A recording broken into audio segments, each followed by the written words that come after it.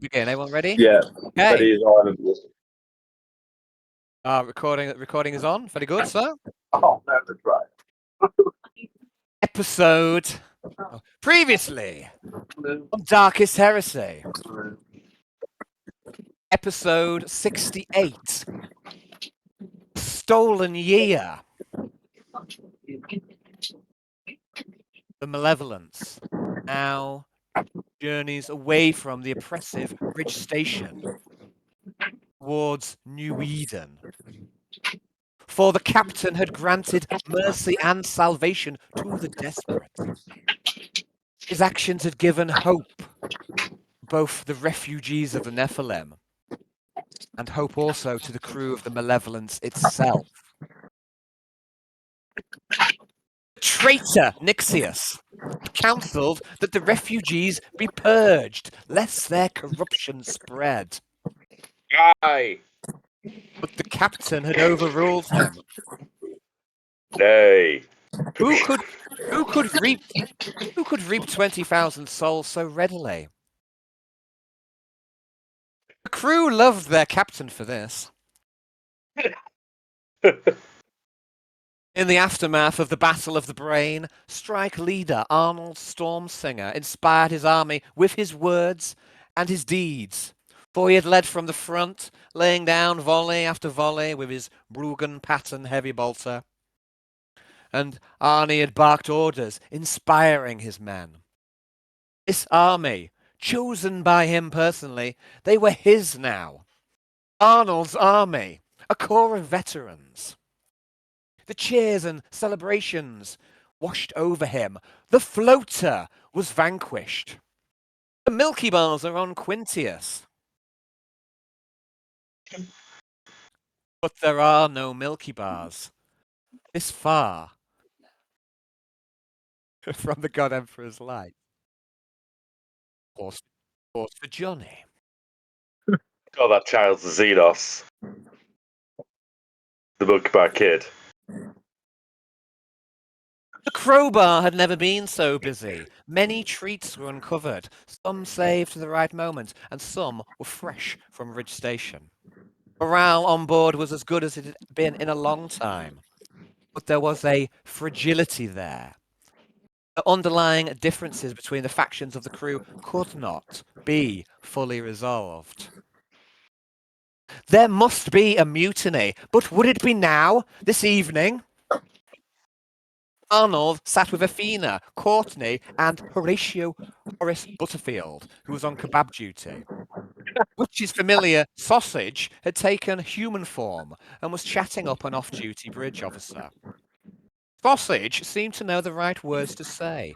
The bridge officer fell under the imp's sorcery. And Butterfield, the king cook, had set up a production line of sorts, and he was handing out kebabs at a startling rate, and 1 in 6 he was devouring himself. You should never trust a fat cook. And the king cook was anything... sorry, you should never trust a thin cook, sorry, and the king cook was anything but. It could happen. Tonight, now, the mutiny. All it would take would be a spark and this tinderbox would go up. The fate of the ship was in the hands of one of Cell 53, as it ever was. Would Arnold Stormsinger, strike leader, take the bait? Sacrifice.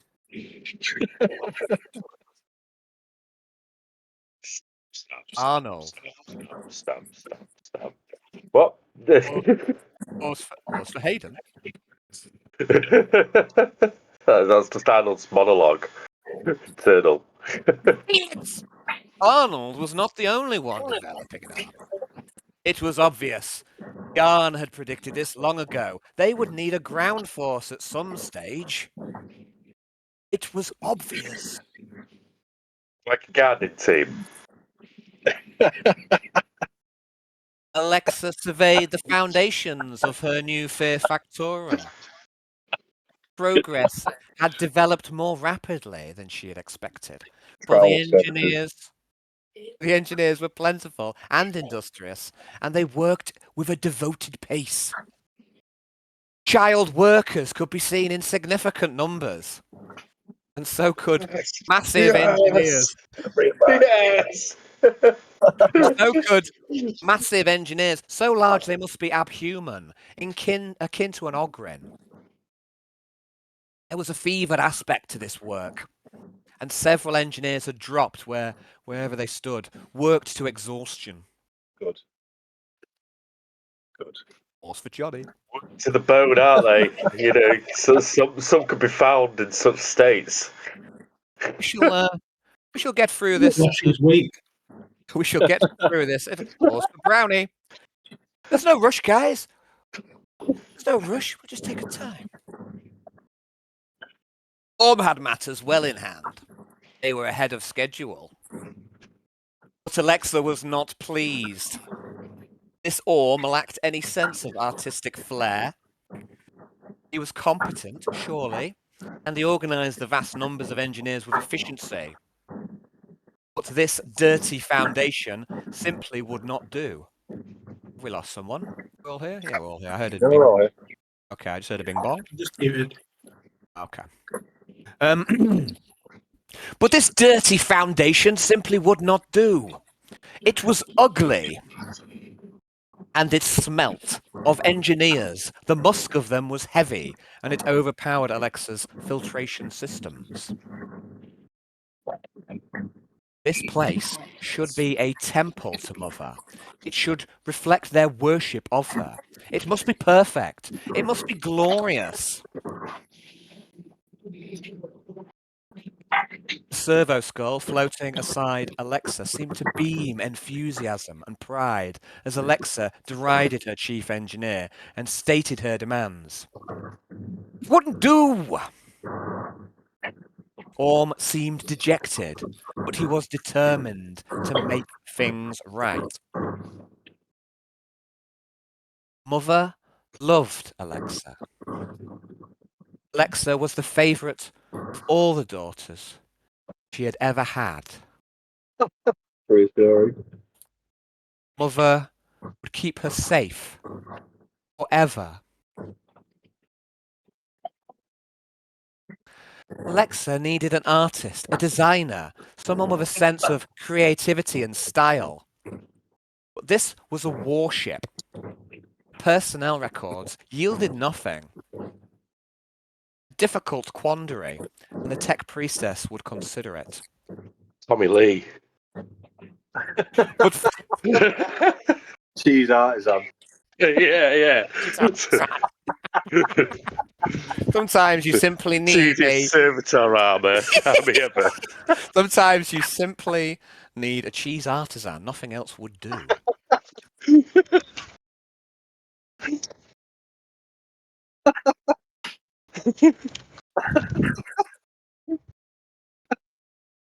What's for Johnny? So I'll shut up and be quite disruptive. Oh, no. No. Fill your boots, guys. It's been a while.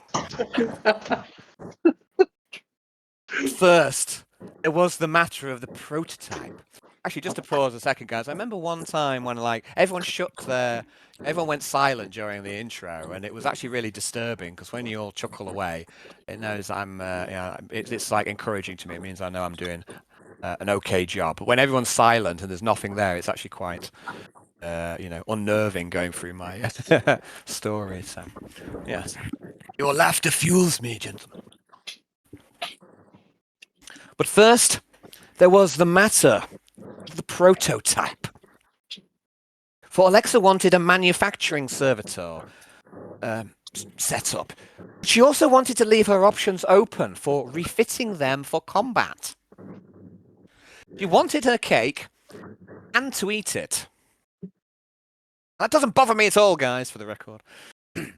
She quickly sketched out a schematic to show to Orm. And Orm gazed up at her with something approaching love. He needed a subject, patient zero, first servitor. But who? Alexa decided to experiment first upon an engineer. It would be a great honor for them. An Orm would see to it. It would be hard to select one to be worthy for this great honour.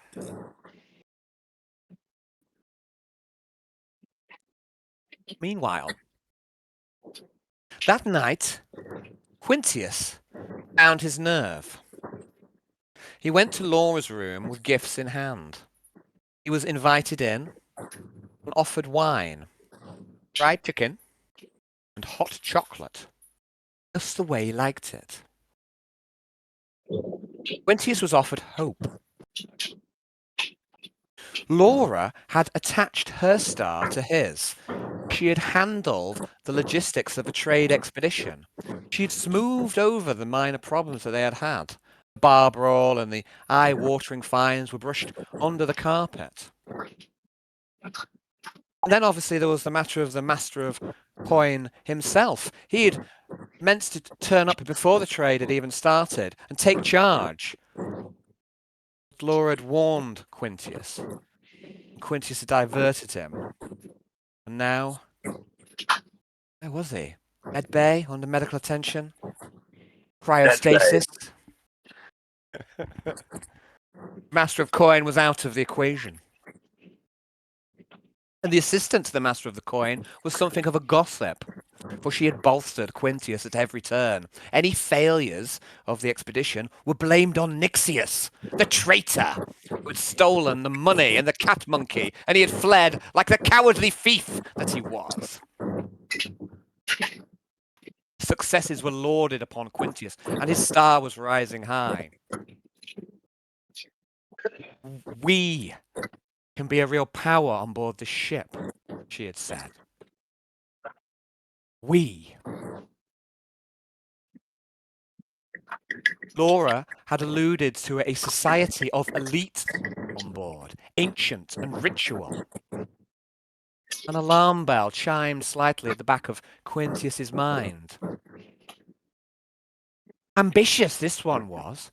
She seemed perfect in every way and had bewitched Quintius with seemingly little effort. She looked stunning in the dashing dress that he had bought her, and she had even managed to secure him a new cravat, for his old one was getting rather tatty. Since Jeeves had been executed for mass murder, there was no one to do his laundry either.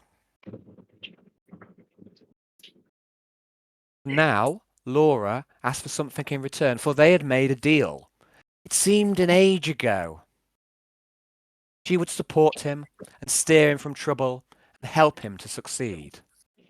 And in turn, he would grant her her heart's desire. And she showed him what that was. Fine purple powder, glowing slightly, was deftly split into 4 lines. A narcotic, Quintius could not help but be disappointed. A heart's desire, surely she was better than this? Heretics and zealots will snort warp dust. Anybody want to warp dust? Okay. Trust me, she had said. And he had. It was not a drug in the conventional sense, and Quintius did not yet understand that the stolen year he had consumed was to be taken literally.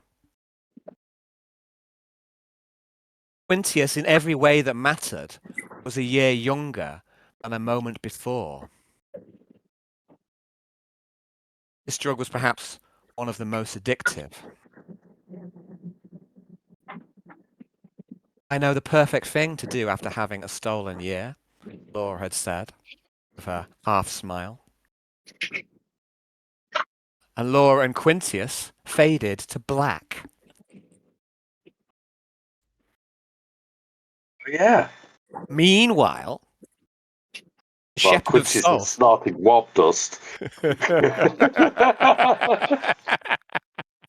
Wow, Quintius Of was like, what Laura's tits.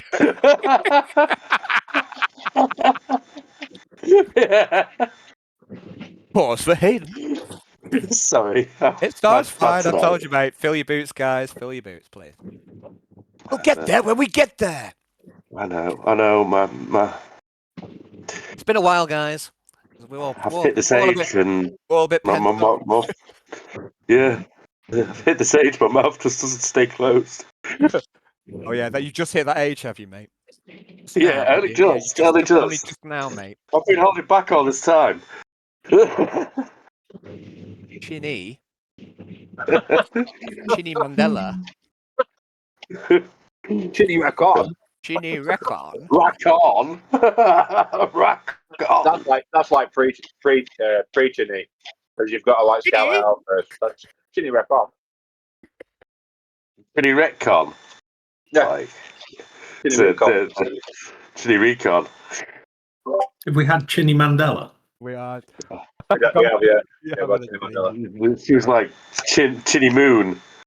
Chinny Moon. I've not heard that one. I've never heard of Chinny Moon. That must be one of these youngsters. You're a year behind us, aren't you, mate? You're like a couple of years behind. Chinchilla.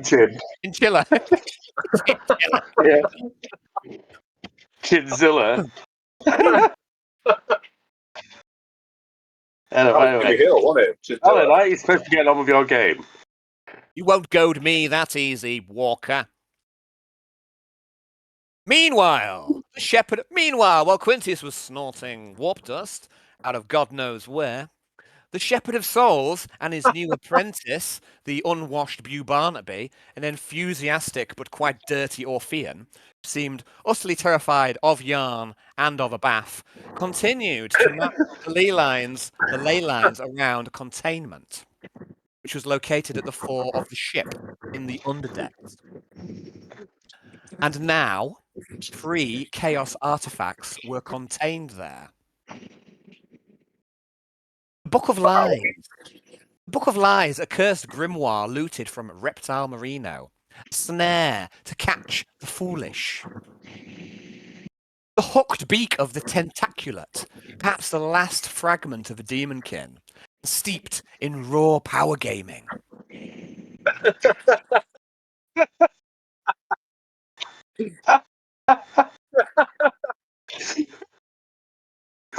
Phobos, the demon axe gifted by the traitor Eric Icebreaker.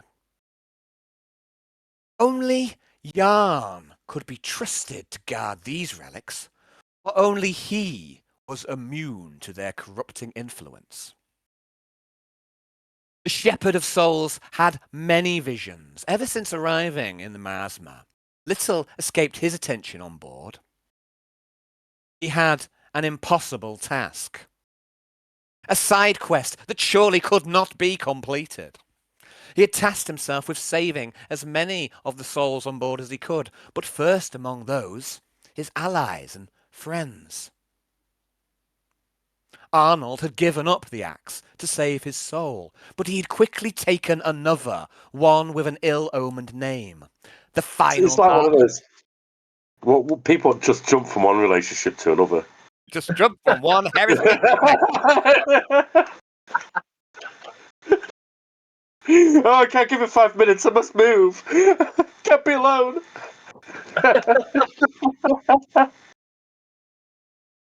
Final darkness. Arnold still teetered on the path of the Berserker. Would he become one of the lost and the damned? Well, certainly. Alexa was the furthest gone. She seemed wedded to her mother and was raising a temple to honor her. Alexa had opened the airlocks more than once. Surely she could never be persuaded to give up the meld with the malevolence. And if she did, how could she hope to survive on board? Mother would never let her go. Mother could never stomach betrayal, real or imagined.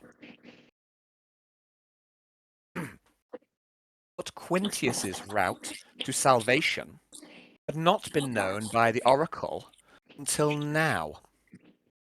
Yarn had a waking vision, first in some time, and he saw Quintius and Laura consuming the forbidden drug in a way that made his cheeks blush. And hers. Yarn did not know its nature. Did not fully understand it, neither did Quintius mind. Only Jan understood that it would be his undoing. He must stop Quintius from stealing more years. The Shepherd of Souls could save him. He could save them all. Is it like it's made out of the souls of small children so they get years back? That has not yet Shady. been. That's not yet been fully. It's Yeah, possible, right? It's Jan will possible. investigate. It's certainly possible. You know, as we say, only heretics not water dust. It's probably made of her last victim. Yeah, What the is, last lover. Feed them enough and they turn into more warp dust for the next person. Yeah, Quintus is just going to be turned into fine purple powder. It was worth it, right, Quintius?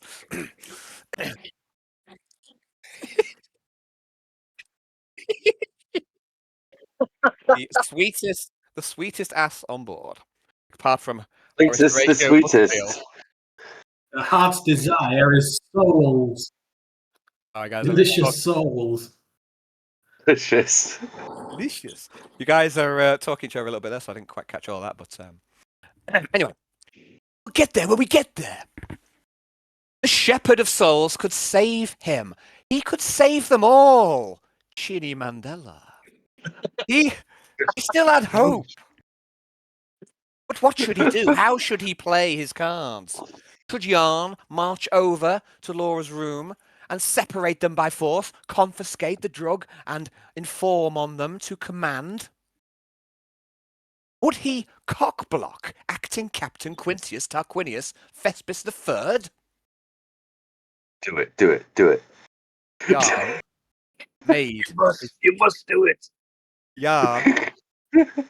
Jan made his choice. And that's where we shall begin today's game, guys. Ooh. Like it. I hope it was worth the wait. And Bit of a sniff hanger.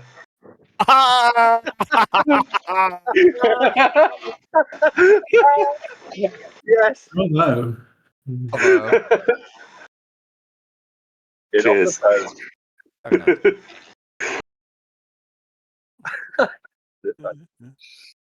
Yes. Yes. Yes. Nice. I get loads of little people running across the board. Okay. So that's where we're going to begin. So I've spoken to each of you individually about where we're up to and what I'm hoping to go with. So the first scene is actually, so we're not quite on to day one power play yet, which is day one after leaving Riz Station. We're just on the evening before.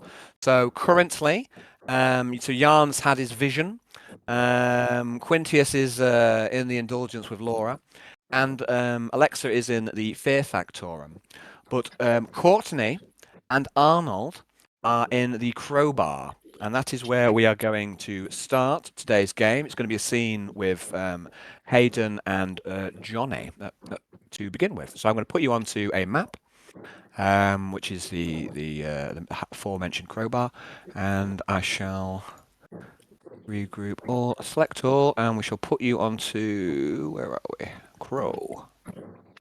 Okay, guys. So I'm hoping that you can all see the map. Yes. Just let me know that you can. Okay, so we should all be there, and this is where we're going to begin. So I'm just going to open up.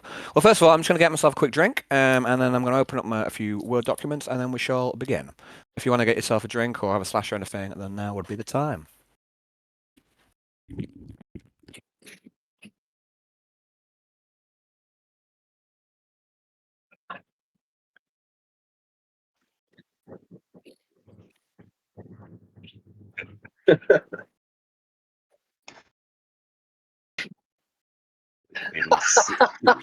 Snuff box. Perfect. Okay.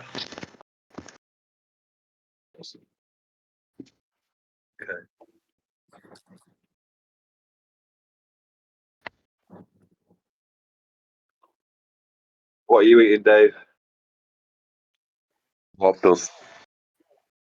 Oh, lovely. I made stew today. I made chicken stew, but forgot. Woke up and it was already served up and cooked.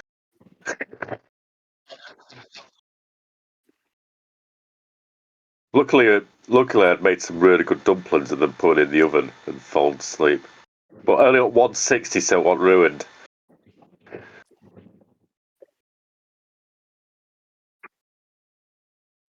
Well, I'd already cooked the stew. I was just browning off the dumplings really because I used self-raising flour to make them all rise like buggery and yeah, it basically had like it just looked like the top of a cauliflower on top of my stew, but like dumplings.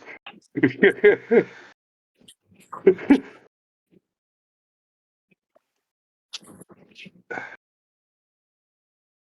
not mad keen on dumplings, to be honest. But I love I know stew. I'm going to be in trouble when I talk to Liz for not being awake when she come back from work, leaving the food cook. Yeah, basically, yeah.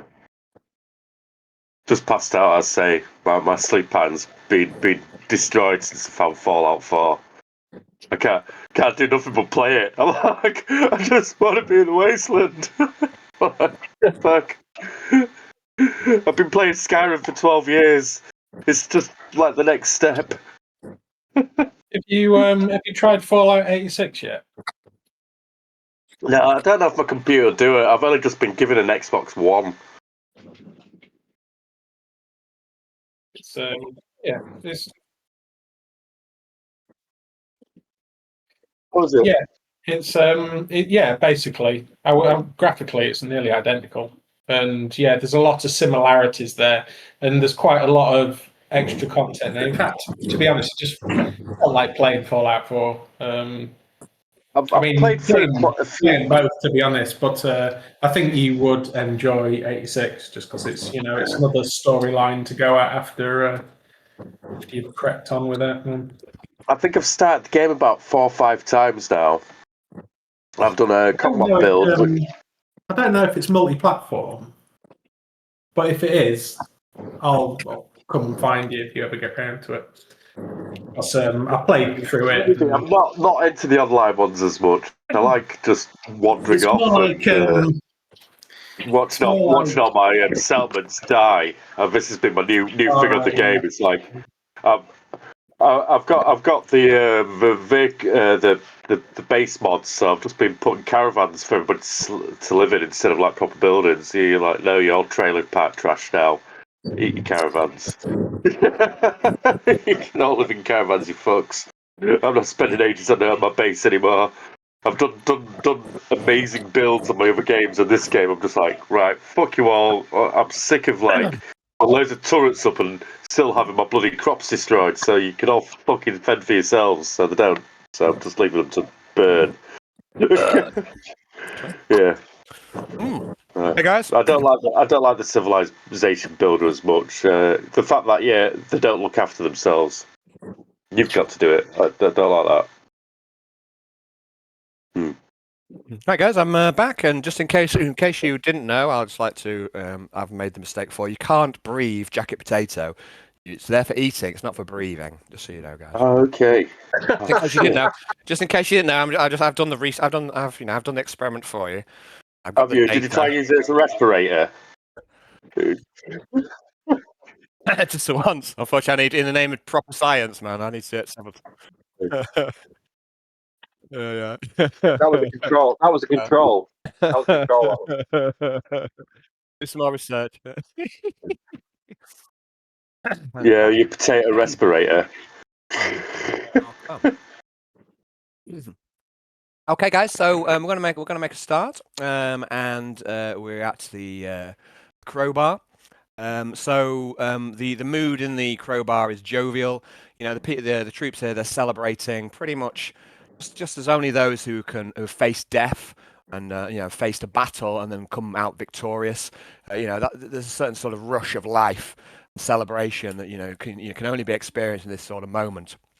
these people have faced death, and they are here now, and they are enjoying themselves, and the clear is flowing freely. There's also been some ale come from somewhere. There's very rarely beer on available in this bar. It's normally always this spirit, this clear, that's been derived from nutrient paste. Yeah, and the kebabs are flowing freely. There's no milky bars, but Arnold has made sure that his men are well fed. So it's not just the army, the people here. There's still some odd members of crew here as well, and there is a bit of, as I say, a bit of a fragility here. The morale is great, but there's also people looking over the odd sly look here and there. Not everyone seems happy. At the victory that's happened here by Arnold's army. There's still a lot of people who are not content with how things are on board, and there's very much that divide, and non-clearer than what we saw in the Orphean quarter. You have the Cadeans on one side of the barracks, and you have the Orpheans on the other. And the Orpheans are feeling, that they've been oppressed. That they're not being, brought into ship. They don't really want to be here, and the loyalists don't want these non-imperial troops here either. So that's one of the many fracture points that along the crew at this stage. Arnie will sort that out. Arnie, well, we'll see about this. As May has been made clear by the fact this whole act is called mutiny. It might be that some things can only be resolved. Just to give you a spoiler alert there may be limits to your power, but who knows? If you have a good enough idea, maybe you can change the whole. So the act is like friendship. But so there's still some pretty big division lines between sections of the crew. So here on the top table, we have none other than strike leader Arnold Stormsinger. At his side is Athena, who is also acting Captain Quintius's fake wife. She came with you to Ridge Station, and she was there the whole time, and she got involved the whole time. Athena, Even got punched by an arc. yeah, I was about to say, Athena, she's now back in her normal fare, so she's not dressed as a rogue trader's wife anymore. She's dressed in a sort of civilian uniform, but she's a stormtrooper. That's what her role is on board the ship. And you're absolutely right. Yeah, so she's a muscular, combative woman, and she fought by your side, Arnold, against the orcs in the bar known as the Last Hope. And she took a punch from an orc, and she did not fall. Her face is a mass of bruises. She, to most people's standards, she will be incredibly ugly, but she's never looked more beautiful to you, Arnold. She has fought at your side, and you've been victorious together. Well, not completely victorious, but you held your own against the orcs in a bar brawl. I mean, that's great. It was only the station authority. I just like him. That's how I like him. No, but you know what I mean. She's a warrior woman, Arnold, and that appeals to you very much. And she's proven that, and she's fought by your side, and certainly the closest connection perhaps that you made on board this ship. In terms of at least female affection since you arrived here. So Athena is on one side, and she's constantly got an eye on you. Really, she's quite protective, perhaps, and also a bit possessive. Every now and then, there are other women in the crowbar, and if any of them seem to linger too long or look too long upon you, Arnold, she makes occasional possessive moves. Evil through Athena's half-closed eyes and fat lip. Through his face across the bar. She's very good at scaring off people, right? But the exception to this is Courtney. Courtney and Athena seem to get on reasonably well. She doesn't view Courtney as a threat, it seems. And Courtney, you're also at the top table. At the minute, there's also a random stormtrooper. You're not sure his name. You're trying to learn them all their names, but this one evades you at the minute, Arnold. You're all reasonably. I call him Gary. You can call him whatever you want. That may or may not be his name. And also at the top table, I'm just going to change his. Here we go, Gary. That's his source, Gary. So I've now changed his name. He may not be Gary, but I've just added him to. I've just changed him on the map now. We've got Gary, and then we've got Horace Horatio Butterfield. Sorry, the King Cook. And he at your, you've got quite a good relationship with the King Cook. If you remember when you first went back to play Hayden, you started distributing food, increasing morale. I also got food from for his deal as well. Yeah. So you build up a bit of a working relationship with him, and you get on quite well. and this is something that you've been working on over time. So so Horatio's out, and you've also provided him with this vat grown chicken. So you brought fresh food. The chicken's not on display tonight. It's fish kebab is what's on order tonight. But there's also some kind of hot I'm still sauce. getting rid of that fucking fish. Sick to death of the fish, man. He's on kebab duty, and he is like a machine. He's quite skilled. You see him as you see him work. He's like a factory line. Here he is generating kebabs at an industrious rate, and he's handing them out to all and sundry. Just imagine him licking his fingers after he pushes a bit of raw fish on each time. He's quite hygienic, he's quite hygienic. He's got his food hygiene certificate, and you also see that he's eating probably at least 1 in 6 of these kebabs are just going straight. But they're not cooked. No, Aidan is cooking them. He's got himself a little hot plate. I'm being silly. That's not like you, Hayden. That's not like you. No. Not like you, Hayden. To troll me while I'm GMing. It's not like you at all. I don't purposely troll you. He's just easy to. That's what I want you to think, Hayden. What I want you to think. Anyway, so he's like this industrial kebab making factory, and there's very few people who have not had at least one kebab in the Crowbar. And I say the mood is great. The other people there's a few people at sea. There's quite a few people who was in Arnold's army kicking about. There's the other people of note. Oh, there's backup Benny. He's stood in a corner. He's not having kebab. He just stood there. He's just watching. From engineering. Hey, sorry, is he? Benny from engineering. He's an engineer. He's still got his full galvanized suit on. I did not want to see him out of it. No, I mean he's quite massive. He's not like Ogren size, but he's definitely larger than you, Arnold. And you're quite a big guy. He's quite muscular. You also saw that he got out of breath quite readily. He can't keep up with you when you're running around. He seems to get stitched quite readily. But yeah, and he's still holding this massive kind of club, which seems to be his weapon of choice. We've also got Jaffa. He's a halfling, and he's the guy who runs the bar. He's behind the bar over there, and he's keeping an eye on everything. Who else we got in here looking around? Sergeant Clam is off in the corner. He's one of Courtney's guard. Sausage is chatting up one of the bridge officers. He's wearing a glamour. He looks like a human to all concerned. Only Courtney knows that he is an imp. His familiar, but everyone else thinks that he's just a random stormtrooper. But yeah, Sausage is over here. But Courtney, he's over here in yon down at the south of the map. So I think that's everyone that's going on. So yeah, so it's Arnold, Courtney, and so around the top table. So yeah, and Athena seems to be delicately eating a kebab. She seems to be eating it much more delicately than you would think for a stormtrooper. And she looks over you, Arnold, and says, "You enjoying yours? You've got a kebab in one hand, beer in the other." I'm trying to stuff both in my mouth at once, and I nod with a hurried and a gargle. Okay. I'm kind of like half, like cat put my thumb up because I'm too busy eating. Okay. And Horatio passes a fish kebab, to you, Courtney, and are you hot sauce or not, Courtney, for yours? Yeah, she's gonna look at it and just have a little bit of a nibble, and then she's just gonna eat the whole thing. Go eat the whole thing, and then just pull a stick out. Wow.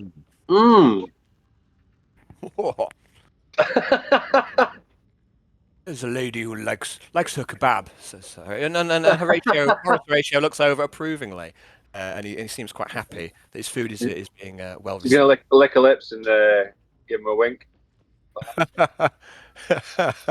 I like Courtney's quite a beautiful piece of work, and Horatio Butterfield is quite a large man. I'll let you to roll a charm test if you would. Courtney, see if he falls straight to a wink. This was not intentional. I know. You haven't got charm either, but we'll give you plus 30 for natural talents here. You're eating his food, and you're a very good-looking woman. Let's see if Butterfield catches feelings for Courtney. you be kind? Have you Have you got yourself your laptop up, sir? I've got a character sheet. So charm is it? Yes, please. It's a charm. It's it's a basic skill, but I'd like you to add +30. If you be so Okay. There. So it's not that charming. Plus. Yeah, I know, I'm well aware, but like I say, you have some benefits there, so I've given you a +30. Yeah, and Butterfield, do his cheeks redden slightly at your wink? Does he look? Does he look at the ground? He can't seem to quite meet your eye, Courtney. She's gonna And it's a little bit is dropped on her top, and she's just gonna get it and just like not look at him, then just like doesn't matter what character you're on, Jonathan. You're a slag. Can't help it. Yeah, but Butterfield seems, he seems to have gone a little quiet all of a sudden, and he can't quite look at Courtney, nor the hot sauce that's running down her cleavage.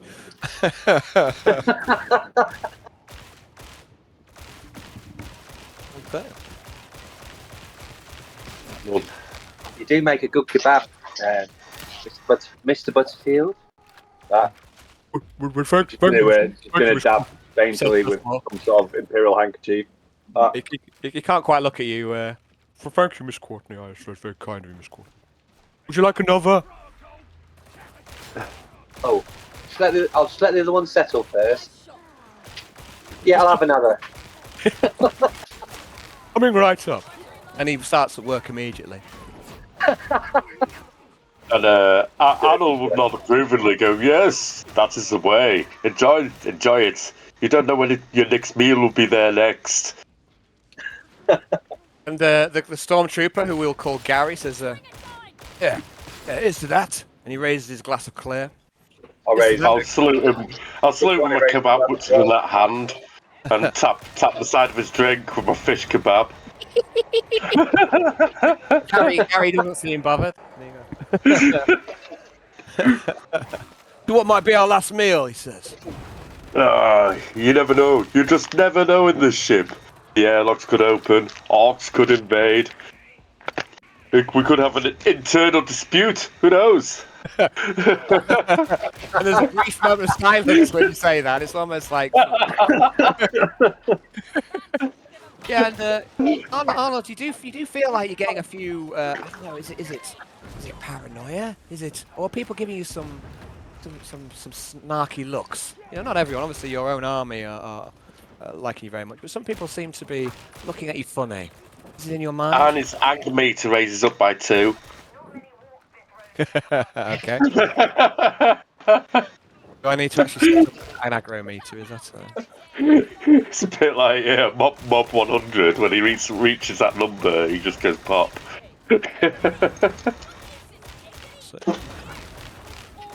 Yeah, it don't go down until it releases, but it just goes up. It's the only way it goes down is after he releases. Yeah, his anger meter's gone up by 2. It's currently set at 10 out of 25. Yeah, so Gary, he toasts and he goes, yeah, to what might be our last meal. And over to the side of the room, Sausage, he stands up, he gets up onto the actual kind of crate, which is acting as a table, because all these are not proper tables, they're just ammo crates and ammunition crates and what have you, and all sorts of crude boxes and stuff, which just serve as a rudimentary drinking establishment. He goes, and Sausage goes, to the Malevolence! May she not kill us before the next paycheck! Hey, that's it. Who wants another fish kebab? And at that, there's people all over going, kebab, fish kebab. Yeah. there's a big queue starts to develop alongside the top table. Courtney's next in line, so. And after that, it's the king cook himself. So. Yeah, you see, there's quite a queue developing. People wanting feeding. So. And it makes sense. There's not a lot of good food around normally. A lot of these people just manage quite a lot of nutrient paste. So good food is few and far between. So it's a bit of a relative feast in the Crowbars. Here's to having a solid shit tomorrow, everyone. And a few people go solid shit, but then again, this toast doesn't really catch off like some of the other for some reason. I don't know why that is. So. Well, if you're only eating paste, man, it's not going to be great. It's either going to come out like a inflated, like guinea pig turd or paste. We don't need to dwell upon the on the bowel specifics of the nutrient paste. It might I think be. maybe- It might make it Dark complicated future. for you. It's not been clearly defined. We don't need to define it. There's some things we can- 40,000 Okay. years of nutrition evolution. Isn't it? That sounds quite knowledgeable. Yes, you're all talking over each other. We're only talking shit. I know. You're all talking shit at the same time. I don't know. James might have had a salient point, but I don't know. Oh yeah, probably. I missed James's point. James is probably quite dark. No, James. Do you agree? Look, he's even. What do you say, James? I just said 40,000 years of nutrition evolution. Surely, there's some kind of mechanicum story there. In the grim dark future, there is only constipation. This is time for Stinky Jeff, who works in waste, to cut to his own scene. Meanwhile, well, Quintius is snorting warp dust off of Laura's buttocks, and Arnold is toasting to a solid poo tomorrow. sticky Jeff in waste. No, we're not going to go there.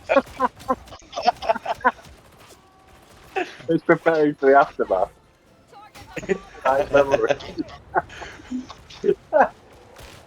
Steam hisses from fucking ruptured pipes. Oh, Anyway, I'll Stinky go. Jeff from ruptured pipes. Oh, The halfling barman Jaffa is there, and he goes, "Oh, is there any more drinks for you guys?" In his very authentic accent. To be sure. I'll have an ale. Ale at this table, Jaffa. Okay. Hey. I'm sure that barrel is fully loaded and it's not firing blanks in any way.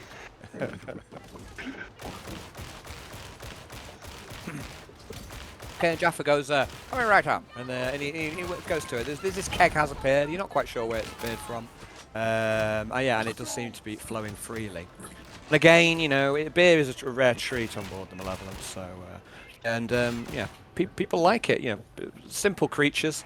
Beer and kebab goes a long way to upping morale. Yeah, Courtney's going to have a beer, I think. I think it's quite ironic. The guy with the least sort of like charm in the game is the one trying to increase ship morale. That's certainly ironic.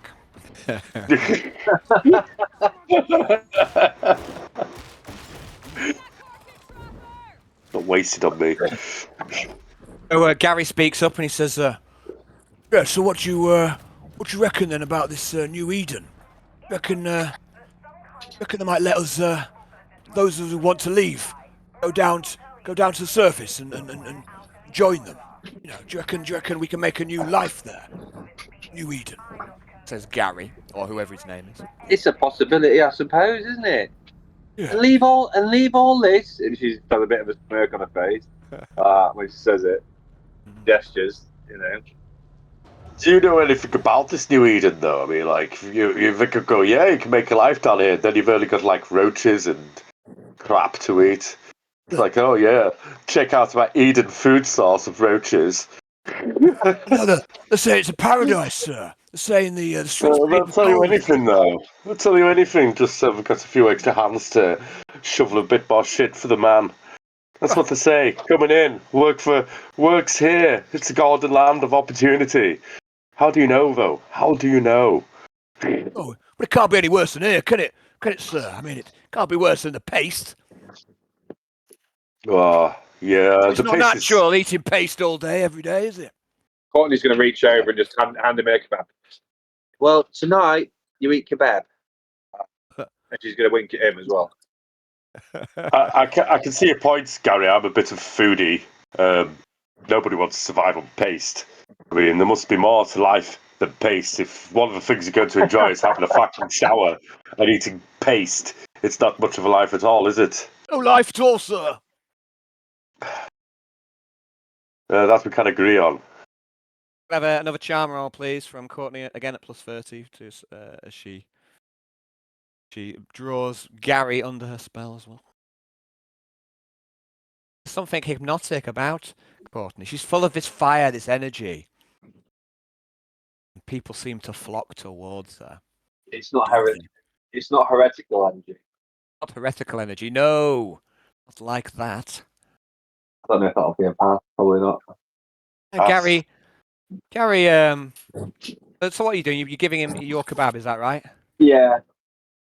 And Gary smiles. He goes, "Oh, thank you, my lady. May I join you? May I get you a drink?" Yeah, right. He moves next to Butterfield, and Butterfield like meekly moves to the side slightly. Yeah. And Yeah. Gary, all it took was a smile and a kebab, and he seems drawn under the spell of Courtney, just like sausage. They don't seem to want for attention. He's just gonna sit close to him and they're like, "Oh, Gary, it's not so bad on this ship, is it?" No, really. Actually, now that you mention it, my lady, I think we're doing the God Emperor's work, aren't we? It's. That's right, my boy. Like that. She's gonna say that. I just give him a little pat on the cheek and then just Making a difference there, aren't we, my lady? And then you see Sausage. We're being all we can be, aren't we? We're being all we can be. Sausage sees what you're about, and he's got one arm around the bridge officer, and he gives you an over-exaggerated wink. And for a second, Courtney, you can see Sausage's true face, but it's just there for a millisecond, and and then his glamour returns to normal. She's gonna laugh. She's gonna giggle slightly at that, and then plant a big kiss on Gary, I think.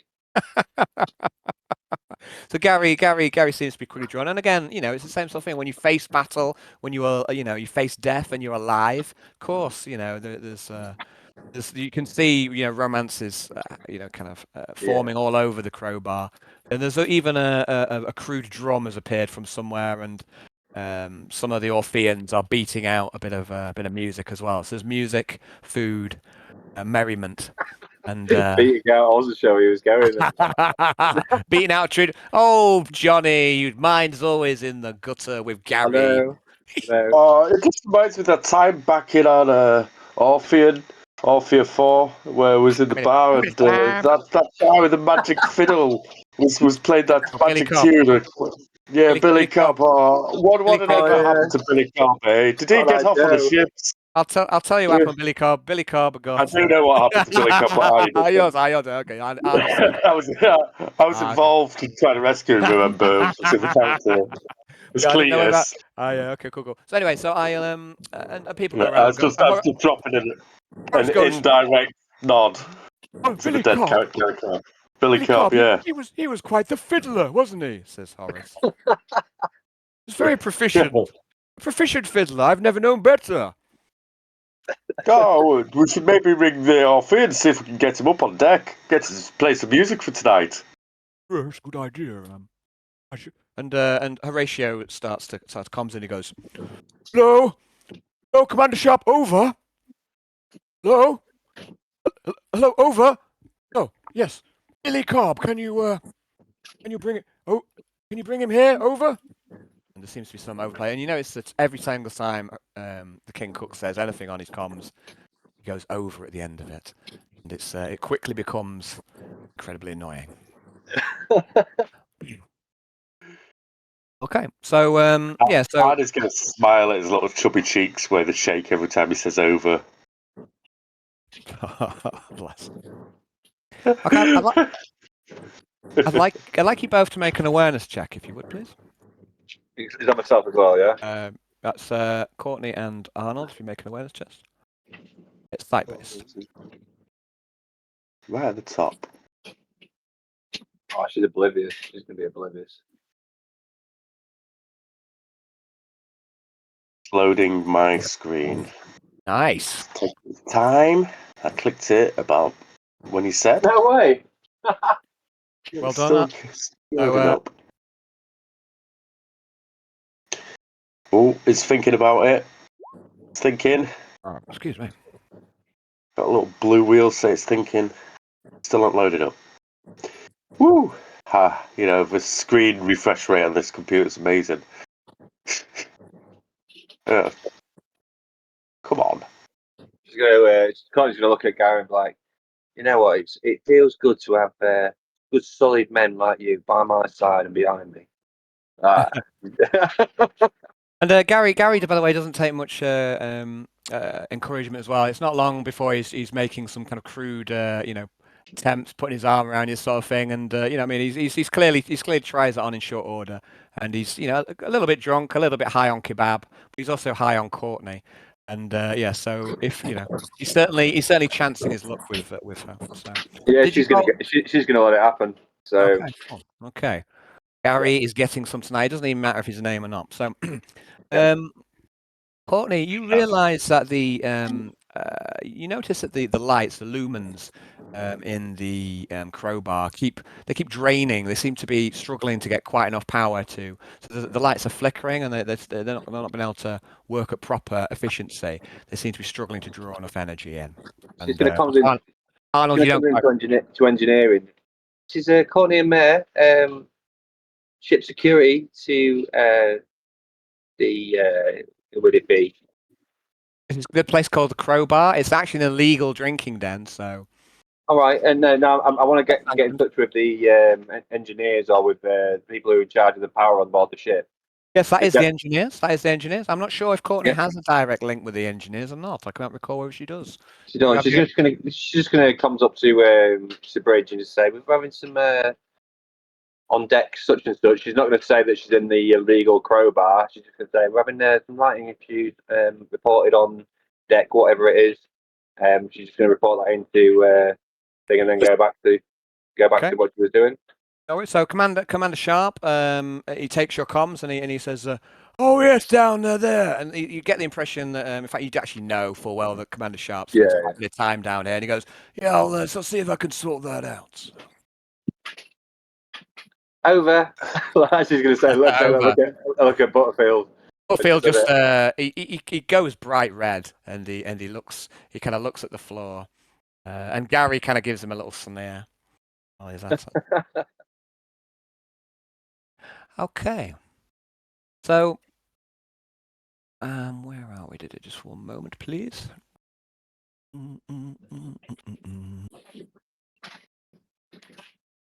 Arnold seems to glaze over for a moment. For a moment, Arnold is somewhere else.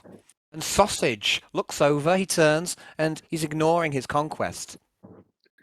Courtney, you too have seen the signs before. Arnold is taken by rage. Violence must surely follow. She's going to look at him with a wicked glint in her eye and just be like, and just wave as if she's waving goodbye because she knows he's going somewhere else. But like nobody, but in a really subtle way because she do it with psychically. You know what I mean? Not psychically, but sort of in like a mystical way so nobody else will see it.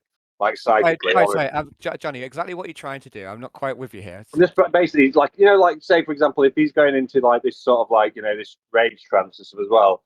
I want it to be sort of like sort of almost a surreal sort of thing where she's sort of like she knows, she senses something's going on, but she's like somehow she senses something fucked up's going on, but she's sort of sort of embracing it as well, like sort of as in like yes, one of us type thing. You know what I mean? She senses a bit of chaos, but like in slow motion, just sort of waving, so everything gets a bit surreal and weird for Arnie.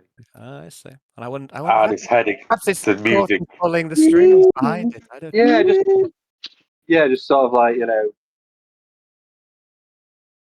But then, almost as soon as his began, the moment passes. Arnold, your rage vanishes, and you'll smile again. But Jafina looks over, and she does look concerned now, Arnold, and she says, "Why do you need this, my wolf? Arnold, you have your mono knife in your hand. You got this from Orpheus 4. Mono edge, deadly sharp, a combat weapon. And you don't remember drawing it, and now several people are looking over at you, Arnold. Butterfield looks over, mid-kebab. Courtney is all eyes. Sausage remains attentive, still wearing his glamour. And Jasper, barman who has a sixth sense for a fight. He's reaching below the bar. Time seems to slow to a crawl. And Athena reaches over to you, Arnold, palm open, to claim the knife. Oh. What's he doing, Arnold? What am I doing again? Okay. I can tell you if you like, Arnold. mate. I just assumed at this point you would try and troll me, but I'll tell you what you do. Arnold. What you do. Or no, you can carry on if you want. I'll give you. Arnold uses a knife to cut a bit of fish off a kebab and then passes it to Athena. Okay. Yeah. So just as the moment passes, Arnold, the killing rage, the knife, bloodbath, the mutiny. The moment fades away, and the mutiny is delayed for at least one more day. At least one more day. Athena, I'll tell you one more thing that you have said. So basically, Athena takes a knife. I'll tell you one more thing that you have said. So this is something that has already occurred. And you say, Athena, do you want to come back to mine tonight? You look fierce. Oh, yeah, that's brilliant. Yeah. Oh dear. Athena fixes you, Arnold, and she fixes you, Arnold, and she fixes little Arnold with a smile. And she says, "The night is young." Arnold. Little Arnold. She says, "The night is I young." just know he's hanging around. She says, "The night is young, but I'm keeping this," and she holds on to the knife. Arnold smiles as he expects something dark and dirty to happen with that knife later. Shortly after, Arnold, you make your leave. You take your leave. And on your way out, Arnold, he declares double rations for everyone in Arnold's army that fought for a week. And Arnold, you fix Butterfield with a wink. And Yes. Athena, Athena doesn't leave straight away after you, but she doesn't take long before she follows you. And the mutiny, the danger, the bloodbath, the bait was not taken by Arnold that night. And Arnold and Athena head back to Cell 53's chamber, and she keeps the knife with her all night. And yes, perhaps when you fade to black, something might occur with the knife as well. But we'll leave that for now. We don't need to dwell upon the details, Arnold. Don't need to dwell on the details. Courtney, you carry on your party, I presume, and you head off. You head to bed with Gary, I presume, later on. Is that? Yeah, she's gonna get him to escort her and invite another guard of hers to her room to escort her back. Okay. As well. Great. Yeah. Okay, guys. Training exercise. Training exercise, working on the stamina. Well, working on true morale. Yeah. He was about ready to leave the ship until he had the sniff of getting some. Well, you're absolutely right. You've got Gary. You're right. You're absolutely You're right. right. Gary will never want to leave a ship again. So that is for sure. And he may well be another a member of Courtney's personal guard before long as well. So Wait until he gets a bit of sausage. Woo! So that is.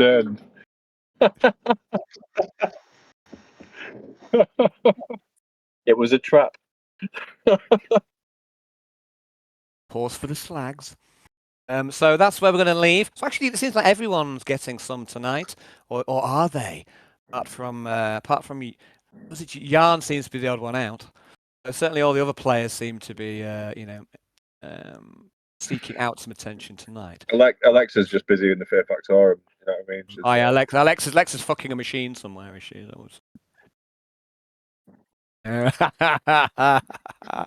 Okay. Excellent bedtime reading. What are you doing? Research. Like that.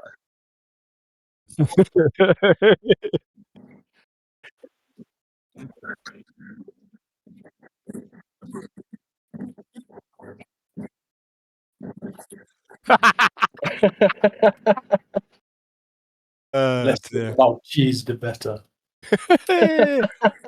Oh, dear. Okay, guys. So that is There is a day vacancy for a new cheese artisan on board as well. So cheese artisan.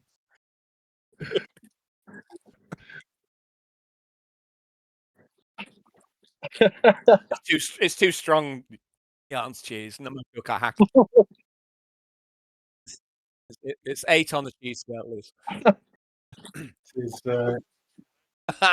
cheese beyond it's cheese. maturing as we speak. Constant process. Add some maggots. It's alive, maturing, living entity. Nice. Guys, you're making me hungry. I've got some Maggot cheese. I've got some filthy strong cheese in the fridge, and you're making me hungry, guys. I'm gonna have to go and get some. I do. Yeah, Collie's brought me some nasty stuff from Lidl. I say nasty, filthy, but not nasty, as I want to eat it, but it's just absolute filth. I'm gonna have to bring some up now. You've too much talk of cheese, so. Guys, that was the end of day one. Well, not day. End of the last day of Ridge Station. You've got back on board. Various things have gone on, and now that is the night, and we're going to move on to day one of Power Play. Day one after leaving Ridge Station. And that is what we're going to do, and we're going to start day one with Quintius. So Quintius awakes. And what a night, one he shall never forget. He seemed perfect, driven, beautiful, intelligent, athletic. And Quintius feels like he has been bewitched. And there was little sleep. And what little sleep he had was filled with dreams of the same ilk. It's hard to distinguish the dreams and the reality. There was one brief nightmare of Yarn striding in, splitting them apart, and confiscating the warp disk. It was just a dream. Quintius recalls that there is still one vial left, one stolen year, and Laura sleeps softly behind him, and she seems beside him, sorry, not behind him, and she seems even more beautiful, innocent. There is still chicken, fried chicken, fat grown, finger licking good, hot chocolate, wine, water. And Quintius feels so alive, better than he has felt in, he doesn't even recall. He'd meant to go down to the Crow, the celebration, with Arnold and his army, and it's all forgotten. He spent the whole night here. Quintius dresses quickly, and he pulls a leather-bound notebook from his pocket, and he writes. Dear Diary. Miss Skysinger, my apologies for dashing off. I'd promised to meet my colleagues at the Crow. I did not wish to wake you, as you look so peaceful, and I made myself scarce. No, sorry, I fucked this up a bit because this bit got rewritten. Sorry, I'll take that bit back. Sorry, Dave. I don't know. Let me try again. Sorry, no, I fucked that. In this case, sorry, Dave. Miss Skysinger, my apologies for daffing off, but I have duties to attend to, as I'm sure you are aware. I did not wish to wake you, as you look so peaceful. So I extracted myself without rousing you. Extracted, eh? Thank you for a lovely evening. Perhaps we could have dinner. This evening, today or tomorrow, if that does not suit. Fond regards, Quinn. And silently, that's one of the things to remember, Hayne. You still have the matching haircut with Quintius. Just keep that in mind. But my mistake was for the same person. Quintius extracts himself without making any noise, and he leaves as quietly as any cat burglar. Which, in a way, is exactly what he is. Well, Quintius, he fills his fit flask with fine red wine. He takes some of that grown fried chicken, and he's also stolen a year of a man's life. And this cat burglar, he leaves. And the nightmare of Yarn cock blocking was just a nightmare. Okay, guys. So day one power play. So Jan has already done his power play. He's mapping ley lines, as is Bu. Quintius, Yep. you've done various bits and bobs. Alexa, we spoke earlier during our little one-to-one. You want to be spending today on basically fear factorum work. You are trying to reverse engineer a servitor. So that is what you are doing today. She's made a new face for herself, hasn't she, as well? So. Oh no, here's the thing. You've tried to. Well, here's the thing. You did do that. That's exactly what you did. So you had a couple of goes at designing a new face, and the issue that you had. This is what you did yesterday on the last yesterday's day. Yeah. So on today's day. So what you did, sorry, Johnny, is you were struggling to. You were lacking that artistic design. There's some sort of block on Alexa. It's like part of her humanity is gone. You took a bullet to the brain, and a part of your brain has been replaced with cogitators. So you're lacking that sort of humanity, and you just seem to struggle with artistic flair and design, and you struggle to design your own face. And you had a couple of goes at it, and you just couldn't do it. So again, you started to look, could you find a designer, someone with that certain je ne sais quoi? But unfortunately, there was no cheese artisan left, for he was executed for cheese-related sedition. And you couldn't find another artist. Cheese-dition. You couldn't, you couldn't get an art. You don't know any artists, Alexa. So instead, you had another go at it yourself.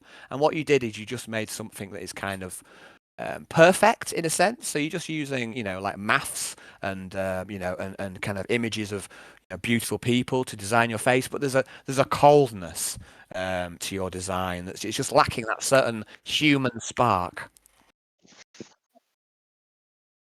That's exactly right. So you have designed your own face, Alexa, but you haven't actually. It would take quite some time to fashion it. That's a job. You could do that instead today. You told me you wanted to do reverse engineering on servitors, but if you wanted to instead, you could.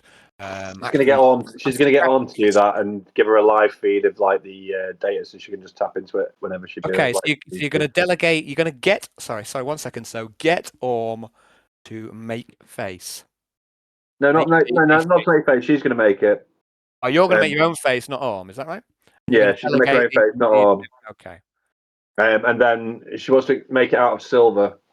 Like it's the lower half of her face essentially. So it's like just to complete what she's got there, rather than having like a grill, which is what she's got at the moment. She wants just a lower half of her face that's more sort of human looking. And are you going to? I mean, you've got crafting facilities here. If you want to actually make it at the Fear Factorium itself, she's going to do that. She's going to do that so she can keep it. You can keep an eye out and look out and keep an eye out on things as well, and be there as to consult. Okay. I would like you, please, to make a. Let me just have a look. Let me get Alexa's couch here. Pardon me. I do beg your pardon. And I'll also move your character into the main. Move your character just below Courtney's, so both your characters are next to each other on the menu. And I would like you, please, to roll a trade armorer roll. Actually, no, it'll be trade. What do you reckon, David? I can have a bit of help. So we've got Smith, Wright, and armorer. So making a face that she's already done the design section for. She's armor. Yeah. Buildings and yeah. Mm-hmm.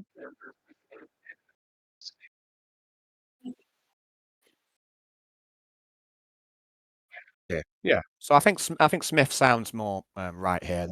So, yeah. So okay. So we're going to go for trade Smith. Alexa, please, if you make a roll at +10. Okay. Cool. I'll get back to it. I picked the wrong one first off. So You requisition some silver. You only need a small amount as well. Yeah, that's fairly straightforward for you to do as well. The engineers, they have their own supply of resources, and you can pretty much get anything that you want from them. They are devoted to you, almost do like I get any bonus to that? Sorry. +10 for your facilities here. +10. 97. Oh dear. Can I just have a fate point? Okay, so you've got so Alexa, I think she gets, if we said because you've got such a high intelligence. Yeah, I think D3 it's reroll, above isn't it? 60, you get D3 temporary rerolls every session. Okay. Roll So D3. See how many okay. you get for this session. So- Then I think Alexa might even have a fate point as well. Let's have a look there. Yeah, oh, you don't have a fate point, Alexa, so you'd have to use, like I say, one of your temporary rolls. So roll a D3. Oh, I know, it's hard to believe. It's hard to believe, isn't it? D3. Oh, Have you rolled a D3? I can't see anything. Have you rolled D3? no. It's / roll D3, isn't it? Yeah, that works. Or you can just roll a D6 on. There's like a on the left hand side. There's like a dice icon. Oh yeah, I'll do You that just then. roll a D6 on there, and then we'll half it. Oh, yeah. Yes, you get. So I'm going to take your first roll. Yeah, John, yeah. and that's a 1. So you've got 1 temporary fate point. Would you like to Yeah. look at your face? So.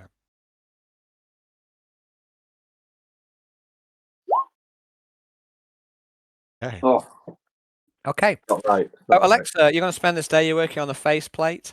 It's perfectly adequate, perfectly functional. It's just how you designed it. But again, there's just something like there's a coldness and inhumanity to this faceplate. Yeah. You're gonna have to also you'll need also so you can just what is this meant to just go over your existing face? Is that Yeah. not necessarily meant to replace it? Is that right? It's the lower half. It's like the lower half of a face. It's just It's gonna trying to go complete a over face. it, like a cosmetic almost. Yeah. So there's nothing wrong with it at all, Alexa. There's just there's like no, it's just lacking this sort of humanity that it's lacking. It doesn't make you seem any more human. It just makes you seem more. I think she's going to do the basic design of it, but then she's got trade. Hang on a second. She's got Grimshaw. She wants to do something with it. You know what I mean? Like sort of like Scrimshaw's like putting in like designs and stuff into metal. yeah. So we can do Yep. that. I mean, that'll be for maybe tomorrow's task for day Yeah. 2. For you today's day, you've created if you want to add it into your character sheet, just put it into your inventory if you'd be so kind. Okay. Like a metal plate, and then and then you can continue to work on it and develop it if you want. But that will do for Alexa's day 1. Yep. Day 1 for Arnold. Have you had any thoughts what you'd like to do for day 1 power play, Arnold? Oh, actually, yeah. Just actually, while you can we just do a little brief interlude before I go on to Arnold because he's not even there anyway. So at some stage, as you are working on your faceplate, you get a comms in. It's a comms in from acting Captain Quintius, who's currently on the bridge, I believe, and you comms into you get piped through to Alexa.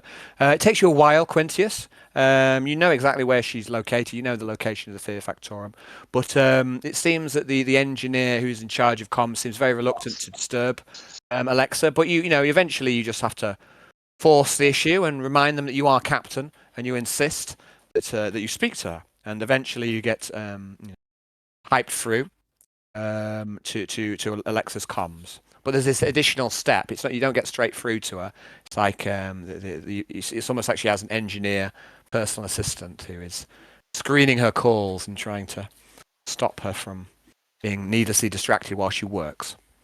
Alexa, there's a kind of to start off, is a massive screech of static, and it's actually quite painful, and it puts you off your work a little bit, Si. But then Quintius is, and again, as soon as he starts to speak, it's drawn out. It's like the comms isn't working properly. It's like a bit of a lag in the comm system.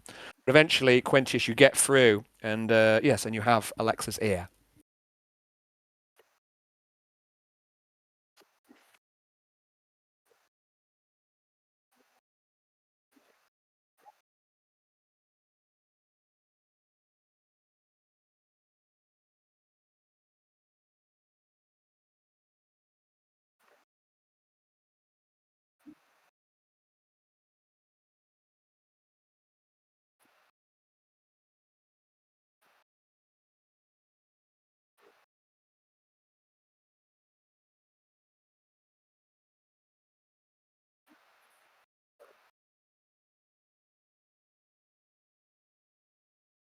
Just checking my schedule for that, and then there's kind of like binary, like sort of binary or something like that, or whatever it is.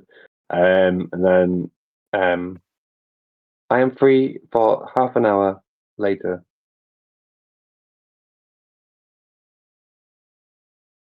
Recalculating. 45 minutes. Tops.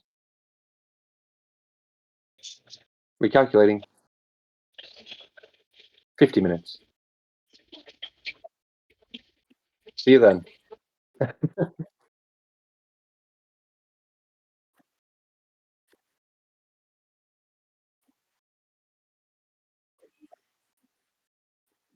How is the captain? And then she just cut. And then she just cuts you off. I'm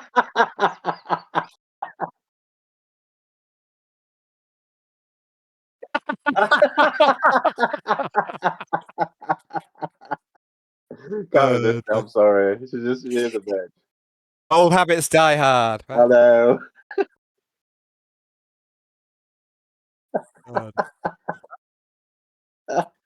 Okay, so Alexa, you've been given a +1 to the dinner date. In Alexa's love interest, I don't think she's got many, but there's Bodo Ott, if you recall. He's a tech adept. Do you remember Bodo?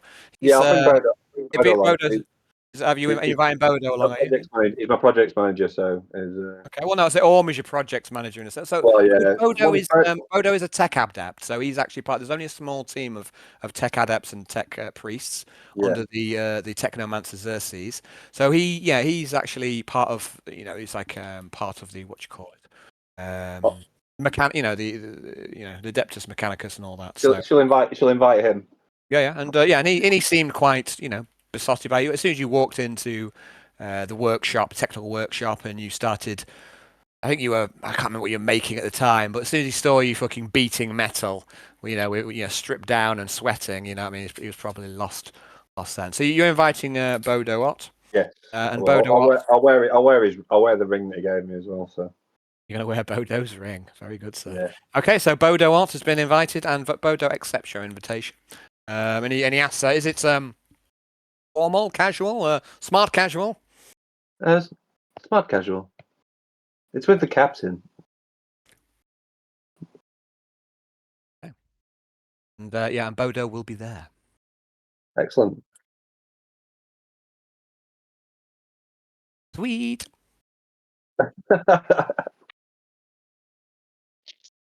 Okay. So so Alexa, sorry, I just wanted to interject there, but the rest of it, you get your metal plate. Are you going to wear your metal plate today? She's going to wear it, even though it's not perfect yet. It's just it's a work in progress. Okay. Right. So thanks, Alexa. That's you for day one power play. So you'll craft your face, and you shall you've delegated Orm onto servitor duty, and you see him. You can see him over in another section of the Fear Factorum, and you can see him chopping up a selection of servitors. With data pads in hand. And the other thing as well is there has been various training given to Orm. So if you recall, this goes a bit back. The Technomancer, who's a agent of Mars, he's the one who has the real speciality in cybernetics. Yeah. And you went into engineering yourself, if I recall, Alexa. Yeah. And in order to get Orm, basically, in order to bring the engineers in, the head engineer Benny, chief engineer Benny, he insisted on the Technomancer sharing some of that knowledge, and you kind of have brought, because the engineers and the tech adepts, the agents of Mars, they're the actual fierce rivals. Because the Imperium, the tech priests, they have their own kind of understanding and feeling about machines, and then the engineers are almost like a bit of an abomination to them. And it's the engineers who hold the real power. They're much more numerous here. They control the engines. The tech priests, by comparison, are very few on board. So Orm has had some training as well from the Technomancer already, and you get him to continue that process, and he's he's certainly on the track to make your prototype within the next few days, and that is something that we shall come to.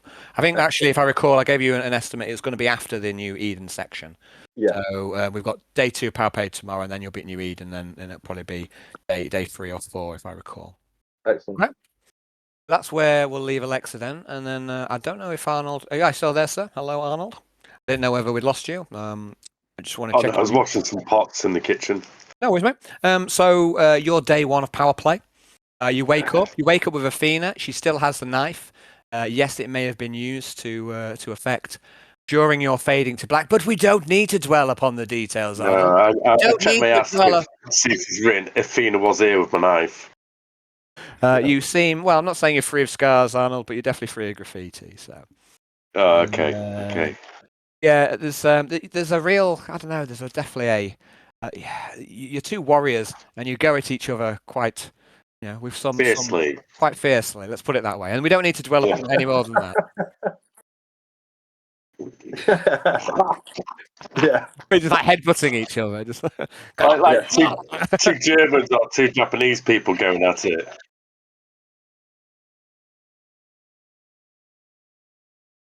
Mars bars. Mars bars, aren't they? Mars bars.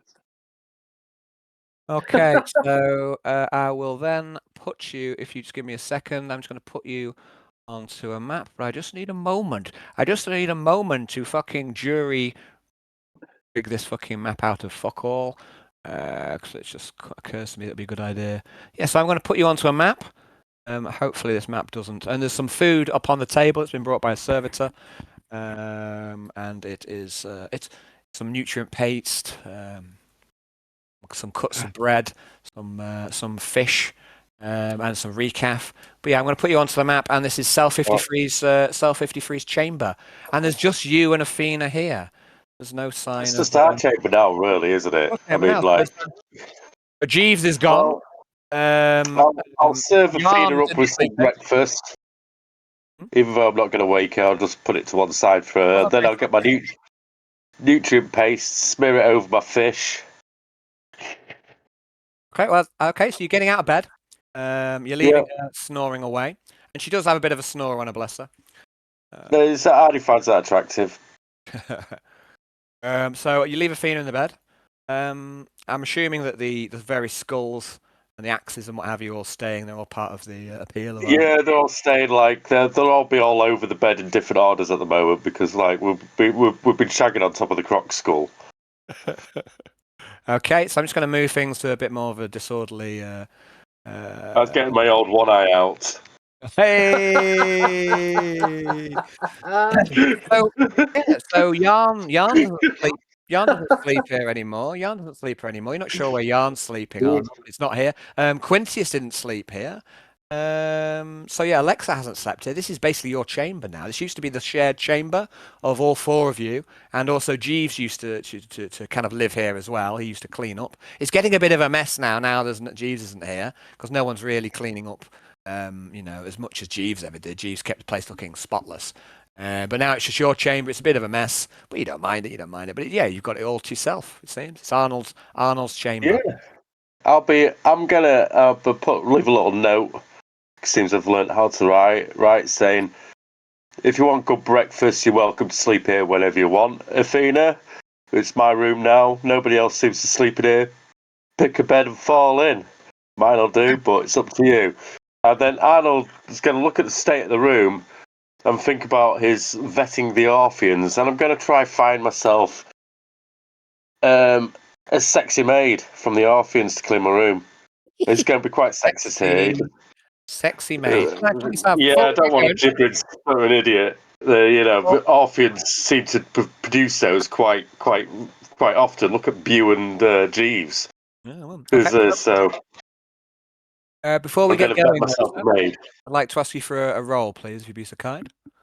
So I'd like, please, a silent move roll with plus 30. As you try sneak it out. Just to avoid waking Athena as you try and go about your breakfast and the other way. You don't want to wake her, so I like to make a silent move with plus 30. Okay, I'll try to be nice then. Silent move? Do we even have silent move in my thing? You'll have it. Yeah. Plus 30, please. Okay. Okay, so just like Quintius, who is also probably at a similar time disengaging himself from his love interest, trying not to wake her. and trying to A leave. haircut. You also manage the same, the same. You manage to do what you ask without, and she's snoring away, and you manage to be quiet. It's a lucky haircut. It's a lucky haircut. So that aspect, that part of it goes perfectly fine, Arnold. So you want to find a attractive, buxom maid from the Orpheans to look after your room. Is this correct? Yeah. Okay, let me try to think about how we're going to do this. So you've already done a bit of screening work here. So you've already have a contacts with the Orpheans. You already have a bit of a connection there. I'm wondering, I'm going to want to roll, but I'm not sure what role I would want to try and Courtney's got all the personnel files. Metagamer. So, You're absolutely right, Jonathan. But you're not there. You can't just coach your allies, can you, Jonathan? That's metagaming, isn't it? Yeah. Jonathan? And because now Johnny's suggested it, I will not be able to use that. I don't mind. It's not a big deal. It's not a big deal. It's not a big deal. It's not a big deal, but I must deploy the metagaming chicken. It's not been used in many a month. I know. I wanted to bring it back.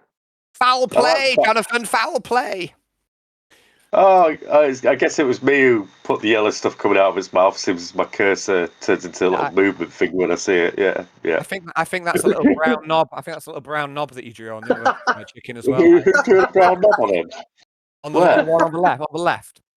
Leftmost chicken. Oh no, that can't be me. No, it's not me. It doesn't highlight Who up when I go on it. Who wants to own up to the brown knob? I think Dave's the brown knob chicken. Mom, I need confessions.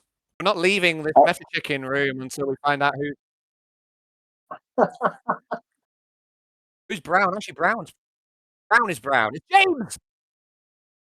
James is brown. Ah, thought you were better than them, James. Thought you were above this. Look at Dave's deflection. He knows it's obviously him. No. Dave's absolutely right because the actual colour shows the story, doesn't it? So that's right. Anyway, enough chicken. More Arnold. Actually, I can move it, so maybe it's me who made the cock, eh?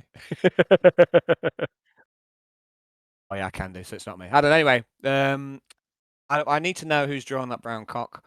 I need a confirm. James, can you move? Hello for me. Can you select the brown cock on the cock?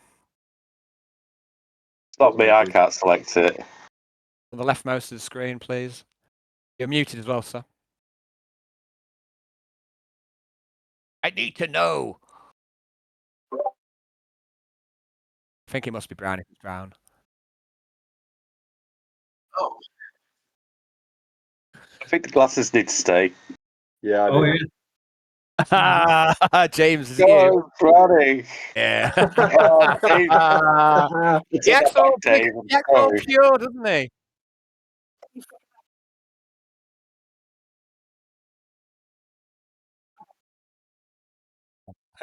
I know for well just how dark James is. I'm well aware. Well aware of the darkness. Okay, so we got distracted. Just a momentary distracting on the chicken page. I'm gonna go back onto the chamber. I'm also gonna rename this on my screen Arnold's room. Until anyone, well, it's technically Cell 53's room, but everyone else seems to be going. I suppose Quintus, you haven't got your own. Oh yeah, you're sleeping bloody near the bridge now, aren't you? Are you sleeping up that way? Anyway, I'm going to call it Arnold's room for now because certainly it is. So you've left your note for Athena. You've had your food, and you want to do. Actually, I'm not going to leave a note for Athena because she can. I'm going to keep it in my room at the moment, but say always welcome to come here for breakfast if you want. So you're not quite ready to move her in, then? Is that what we're saying? No. I need my break, and also like if I'm going to be having books and maids. Yeah, if I'm going to have books and maids cleaning up, in my books and maids room. Okay, I'd like you, please. Oh, what's going to do here? What would be the correct? Okay, so you're absolutely right. So you have the Fort Arnold. You're not sure where from. You think it's a good idea. Now, Courtney's got a load of personnel files. You were there. You tracked down Jeeves. You could just go through those. So you can use your tech use at a +10 in order to try and determine. And this is going to be your power play for today. It's going to be recruitment, and you're going to find. And you can also, you can speak to the Orpheans as well. But I'd like a tech use roll. I think that's maybe the way to do it. Unless you can either do it. You can do it one. Yeah. You can either use tech use, or you can basically try and do it versus a I've got to personality. re-roll that. I think tech use is better. Okay, you want to re-roll? No. Okay. Arnold's eyes are foggy. He can't use a Arnold, I'll PC tell you- this morning. I'll tell you what you found, Arnold. You found a potential maid. She's not as good looking and buxom and sexy as you want, Arnold. She's just, but she'd be perfectly adequate maid, but she just wouldn't be, it's not exactly what you're looking for because you're a slag. But but you've got, you could recruit a Orphean maid if you wanted. And her name is Gladys. It depends if you're just going to be so. Eventually, you need to have a good-looking one. But I'm going to have to go vet Gladys? them. You're going to go vet. Sorry, Yeah. I missed that bit. No, I'm not recruiting Gladys. I've got a bad feeling about a name like that. She's going to be ancient. Okay, so you can maybe try another day, but your kind of attempts of recruitment, a day of power play, trying to get the perfect. I mean, you can also maybe go to the Orphean Court as well, but it doesn't work out. This is your task. What I was going to do originally, but someone else made me use tech use, even though I said I was not going to use. Even though I said I was not going to use assistant because someone suggested it. Hayden, if you, no, I was just being a bit silly there. I mean, you've got the option. You could use tech use, or you could use like a fellowship role. Let's say. I thought this would be better. Because you've got a really shitty fellowship role, haven't you? You could have gone and go around chatting to the Orpheans and trying to, and network that sort of thing. You could, you could use your fellowship. I know, but I feel confident about my fellowship role, and it's like go. Okay. No, don't matter. But no, my fellowship was terrible. But I want to go Gladys. It's Gladys or nothing. If Hayden, nothing you choose. Yeah, I don't trust Gladys. You can try another day, mate. If this is something you want to pursue. Okay. If this is a good use of your time, Arnold, then you're welcome to try on day 2 if you want. Okay, I won't try. I'm not recruiting Gladys, so. Okay, fair enough. You've made your choice. But while you're, going over your data pads and what have you and commsing, you also get a comms through from the bridge from acting Captain Quintus. And at some stage, if you're staying here or you're heading off, are you trying to avoid Athena, or are you going to just let her? Well, I'm not avoiding her. I'm going to eat my breakfast, do my bit. Yeah, so eventually she'll wait. Yeah. And then get to my searching on the data pad. Okay. Yeah, so she gets up. I'm going to do it at the table. Cool. So she sits by you, and but she keeps the knife, and she hasn't given it back to you. She goes, it's all right. Arnold's not too worry. Good morning. Breakfast is up. Do you want some recaf? And she smiles and she nods, and she's got an appetite on her as this one. And you can see now the bruises on her face. They're going some sort of strange combinations of purple and yellow, and it's going. Yeah, they're healing. She's healing. But yeah, she still looks quite heavily bruised. Yeah, and Alan's just going to admire her nicely bruised physique while she's eating. Okay. So yeah, at some stage during the afternoon, she's been beaten. You get a comms then. By this point, Athena's gone. You get a comms in from Captain Quintius. Hello.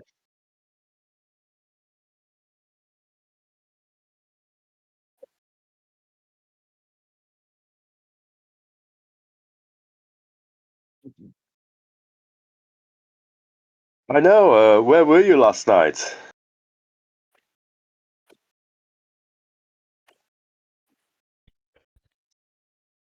It's okay. I got me too. Me too. I've just had a good night myself with Lady Athena. Ha ha ha. I think so. Oh, wow! Who did you get lucky with? It must be the haircut. You said, yeah, you must be the haircut. I know you could. Yes.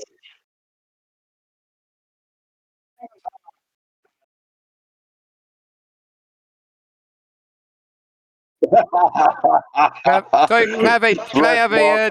Balls. I don't believe that. Can I have a deceive roll, please, from you, Dave? I say this won't be mandatory. You can still choose to disbelieve him, but this is how well the lie flows from your lips. So it's just just no modifier. And he smells the whiff of bullshit for that. Yeah, Arnie, you know something's amiss there. You know full well. You know. Yeah. Is it the president's Arnie, or do you just know him well enough to know that he's I been? just know him well enough by now. Uh-huh. Yeah. No, well, he's got that like kiddish like energy in his voice, which he only gets after he's had it.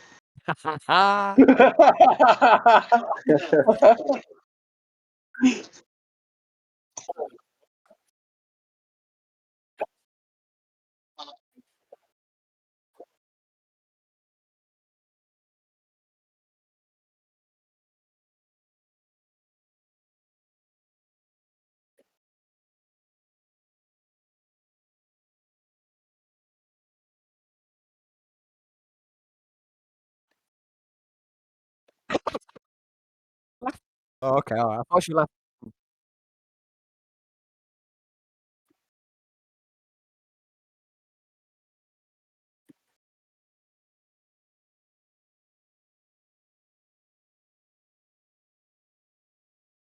Okay. If Vito likes a fight.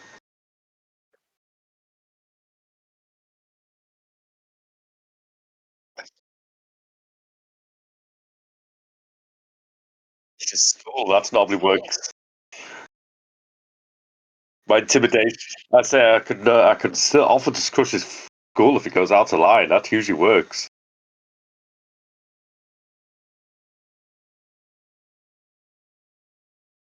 Well, he sounds trustworthy with a name like Honest John.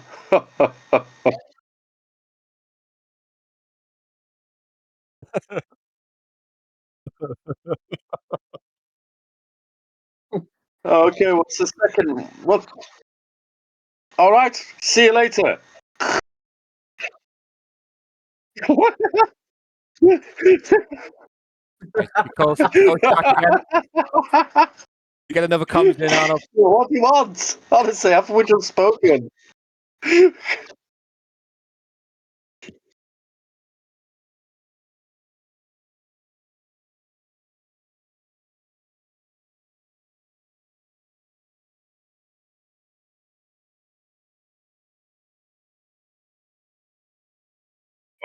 I need to.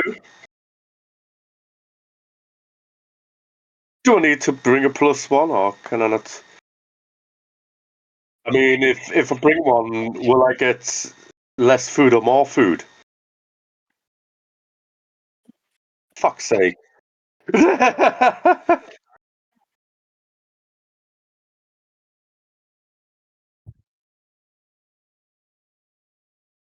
Well, so what are you thinking of serving up? What's the dish?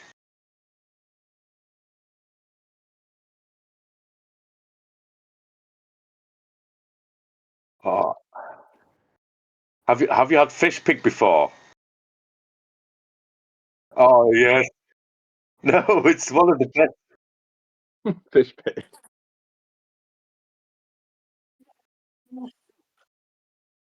Tomato soup. Oh no, but I have had one called tato soup as well. Retats. They're called retats. Groxtail soup. Retats. Oh no, retats.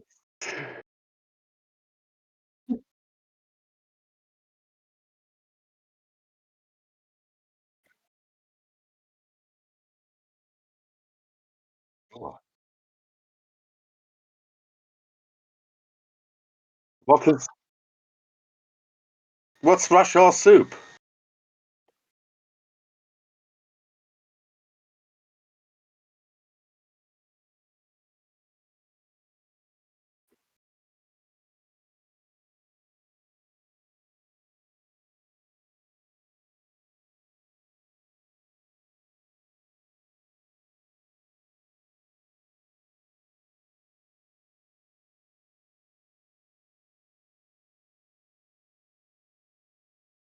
Okay. Well, one day I'll see if we can get fish pigs from somewhere.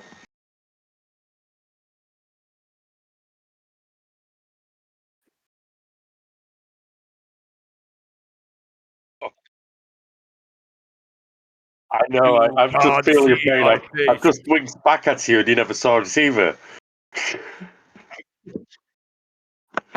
You did. Okay. Where at? Where were you eating dinner?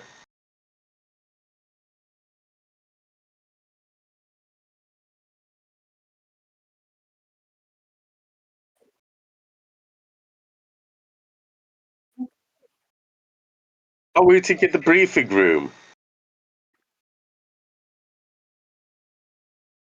Okay. Okay, well, I look forward to it.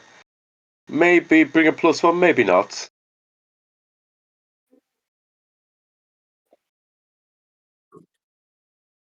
Okay, perfect. Look at that troll grin! Look at his troll grin!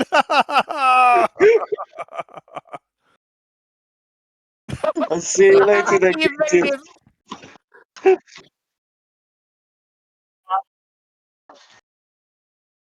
I always am.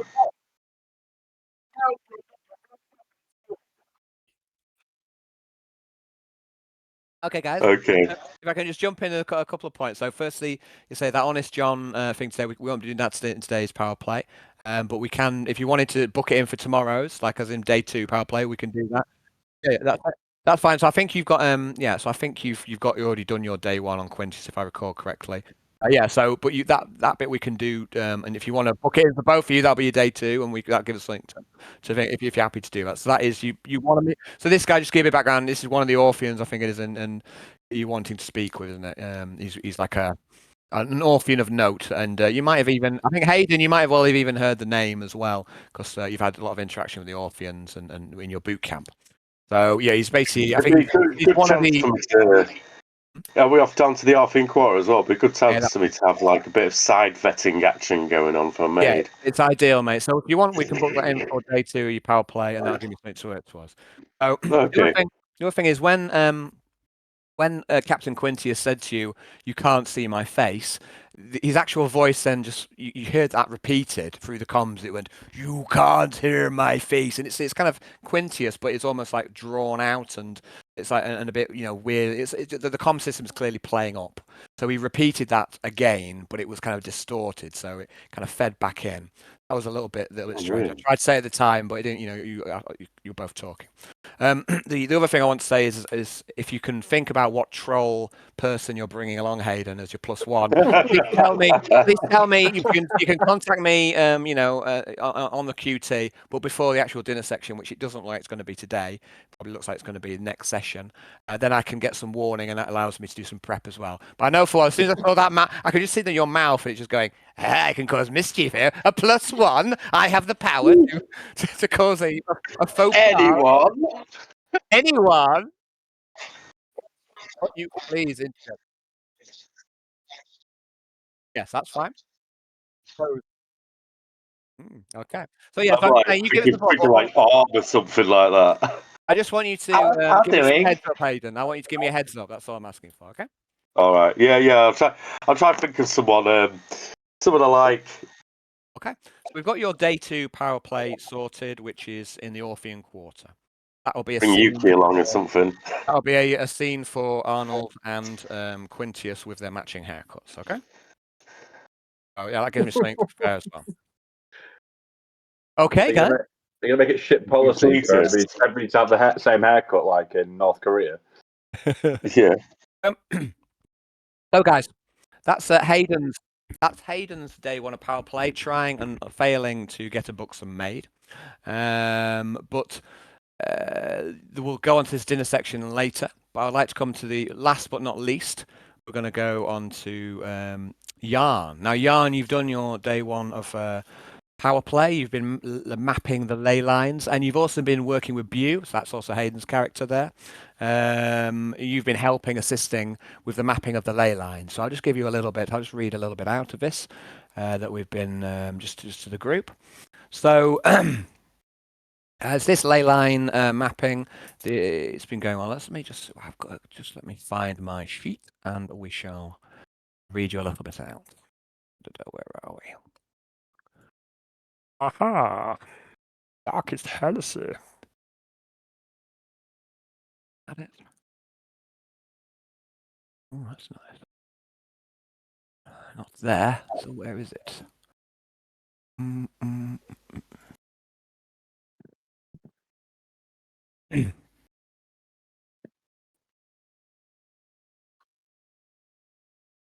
Yarn.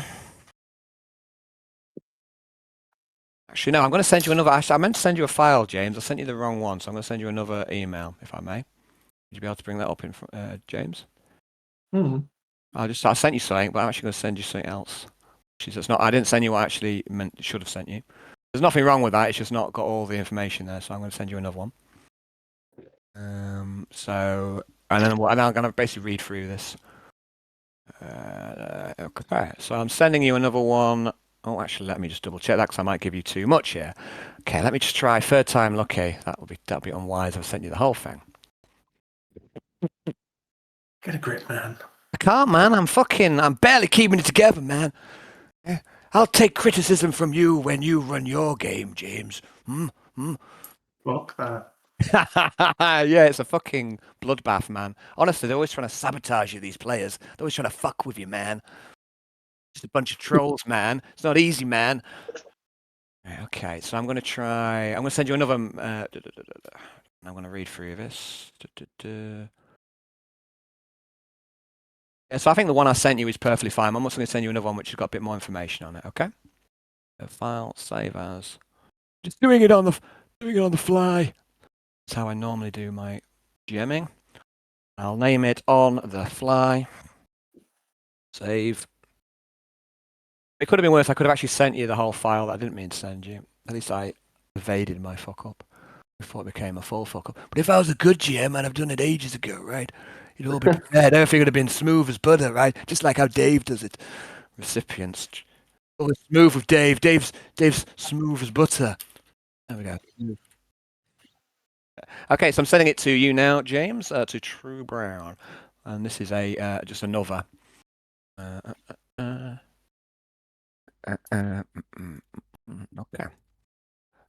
So yeah, let me know when you receive that, please, and then I'm going to start going through that. And then hopefully between the two of us, we will be able to act out this scene, which is already happened in a sense. This is what James has been up to on his day one.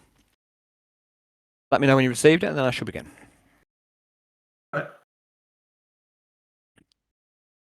Yarn. Apple of Souls.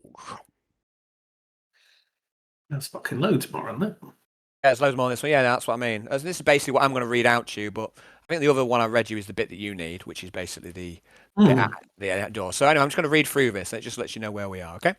Right.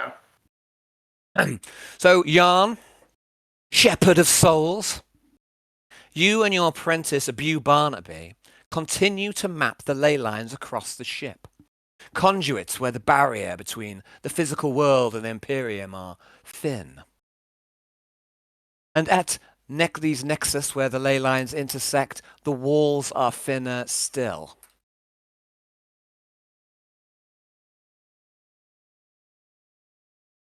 Still there, Hayden? Yeah. I just can't see your beautiful face, Hayden. No, I've had to plug in the front room, and the lead's not that long. No worries, mate. Bu has already assisted Yarn for a couple of days along this path. You both mapped most of the main decks and also the area around containment itself. Containment is within an empty space of sorts, a null zone. And this is convenient. No ley line comes close to here. You have discovered two significant nexus so far on the main decks. And the first is a chamber which you are well familiar with. Cell 54's chamber. Also commonly called the Zoo. This was refurbished to accommodate various freaks and Sorry. monsters. I'm just thinking of like Mighty Boosh, nicey, nicey, zoo, zoo, yeah, me and you. Sorry. Oh. Yeah, the long mover. Pause The hairy carpet man. for Johnny and Dave and James. Pause for everybody. So you just don't know. The problem is you can't ever stop triggering people with saying various things. Normally it's like a double entendre that you didn't see. How could I predict the Zoo? I've used that one many times. It's never had that reaction before. Also commonly called the Zoo. This. Yeah. Fair enough. You just don't know. You never know. You just have to see how it plays out. Prepare for the chain trigger. Yeah, man. The Zoo! This was refurbished to accommodate various freaks and monsters, and for a time it was home to the traitor Nixios, disgraced former strike leader. And also, what a cunt he was, old Prixios. Oh, the money, man, and the cat. What a traitor. But it was also home to Tommy Lee Dangerfield, who was executed by Nixios for cheese-related sedition. And it was also home to Cletus Lizardman, the moonshine killer who escaped by means unknown, possibly sorcery. He was also held fellow specimens, such as Luke, who was another one of Reptile Marino's bastards, who was executed by Nixios for sedition. I'm noting a pattern here. 3366, the grossly fat, super strong, bone idol powerhouse, who was rendered blind after drinking illegal shine. That was a pretty swift end to his storyline. Nick Davenport, the free-armed mutant dwarf builder. And also, last but least, Jefe Ortiguez, who was killed after drinking the bad shine. Jan also recalls the demonic assault that occurred there in the Zoo. The juggernaut of brass and blood that was bested by Yuri and him. That room is a murder room. Jan and Yuri had granted salvation that day. None of the stormtroopers under their command had been lost.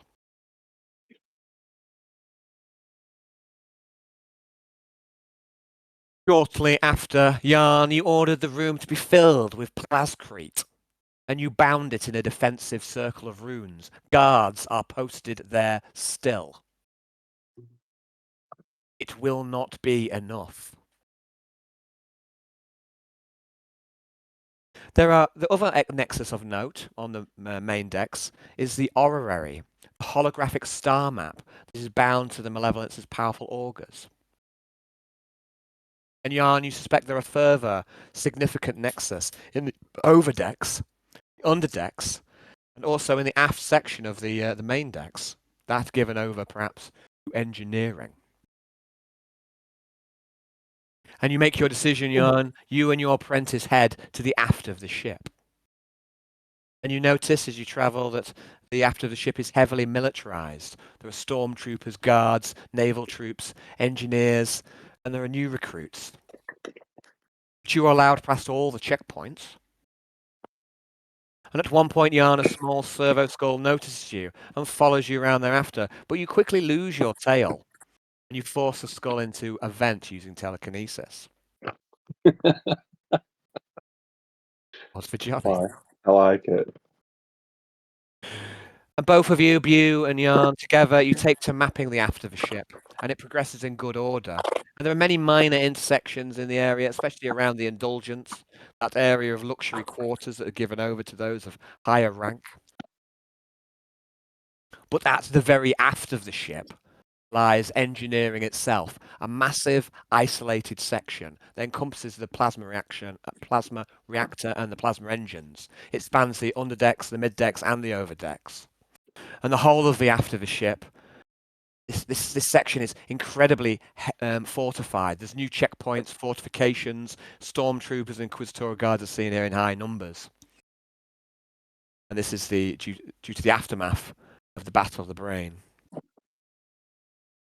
Yarn, you are authorized everywhere. You pass every checkpoint until you reach engineering itself. And here, Yarn, you are denied admittance to their domain.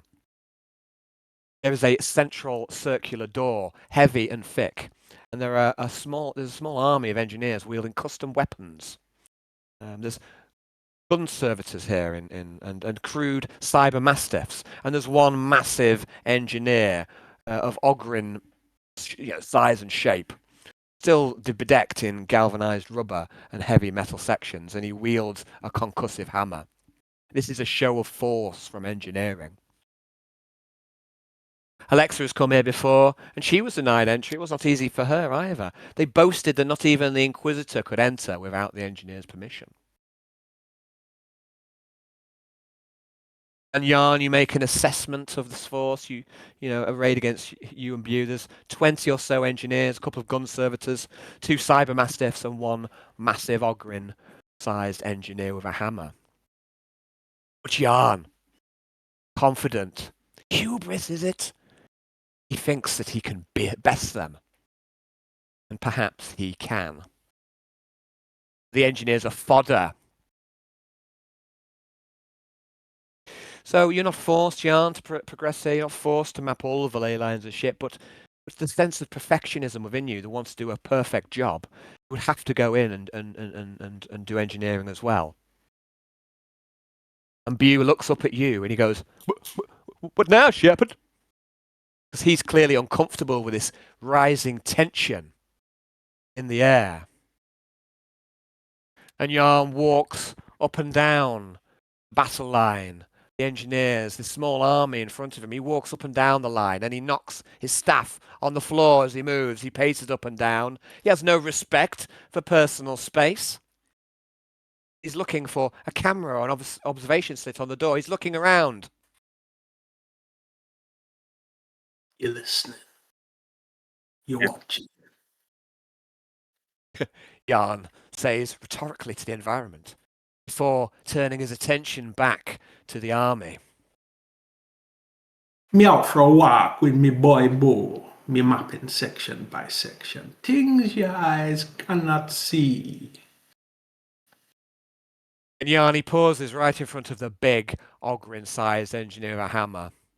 And he widens his eyes and he stares like a Klingon for effect before moving on.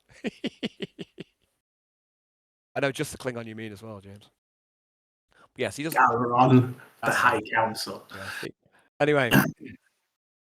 Yeah, that's Yes. Got the fucking bug eyes, man. Me know you like your privacy. Me can respect that. But there a need to map every part of the ship from the immaterium related anomalies, including engineering. So me gonna need to speak to someone in charge. Be a shame for anything to get broken in this section, like that disturbance in Cell 42's quarters. And Yarn surveys the force and he grins. And there is a tension rising as Yarn strides up and down, and the strange language of the engineers, this weird blend of beeping and hooting, the short interchanges, they become more frequent and urgent. Yarn understands none of it.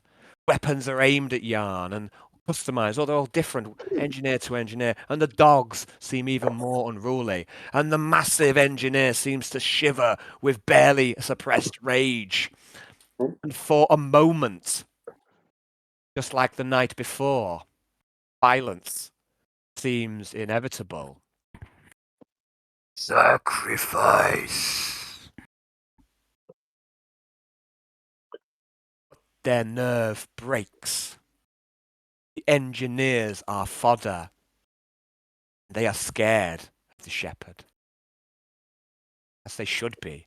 He's a fucking power gamer.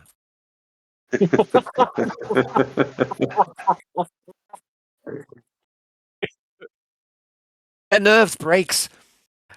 One engineer with an especially shiny helmet steps out from the back ranks and he places a hand on the hulking engineer, whose concussion hammer falls from battle stance, and he averts his gaze at Yarn. He can no longer keep eye contact with this bug-eyed fucker. And this engineer with the shiny helmet, he speaks in pretty good low Gothic. Head Engineer Benny has decreed that the shepherd be brought to him for an audience. My name is Skaz, and I shall be your guide. Definitely good name. Just for the record, Skaz is an operator at where I work. So a lot of the names is Bodo Ott. Bodo Ott. A lot of these people are just actual people I've taken for like Bodo Ott is a real name as well. So some of the most ridiculous names I use are actually those I've found along the way. Anyway, I'm growing distracted. The circular door is massive, thick, and the sound of grinding metal it makes as it opens is painful to the ears. And engineering is open to you, Yarn, and you. Yes. And that is where we shall leave it for tonight. Oh, good game. Great game. So, View and Yarn heading in. Sorry, what's that, guys? I did briefly toy with how far I could get and how many I could get. I bet you did. I bet you did. Yeah, but you intimidate. You had quite a poor chance to intimidate. I think it was quite a heavy. Terrible. I think it was about 11%. 11% chance, but yeah, and they bottled it. They bottled it. Bottled it against one man, but and I quite like that. So yeah, you're heading in. You're going to head in, you and Bew, and then the door will close behind you, and then I think that is where we shall end tonight's session and where we shall begin the next session. Thanks, guys. Yeah, good session. Thanks, guys. I hope you enjoy. Oh, that's Thanks, Alan. look at the little cat. You're welcome. Oh. Welcome, mate. And I hope to try and keep See you later. Too young to smoke. I hope to try and keep a bit of a quicker pace, and hopefully I can try and keep a bit more frequency and keep it going with a bit of momentum, so we can keep that, keep that going. If you all up for that, so good stuff. Okay, who's that, Johnny? Who's that, Johnny? It's Pretty Cat. Who's that, Johnny? Is that the one that was knocking your water over the other week? Yeah, it's just been knocking over. She's gonna knock beautiful. Yeah. You see, you got to get yourself another cat, mate. You can't. Dave, you got to do it, man. You got to do it. There you go. See you later. Take care, mate. Good game, man. Night. Thanks, Good guys. night. Night. Yeah. Right. Okay. I will. I'm gonna get a drink. I'll be right back. I didn't even realise there was a history there, Dave. I just saw Penal Legion. I went, yes. Yeah.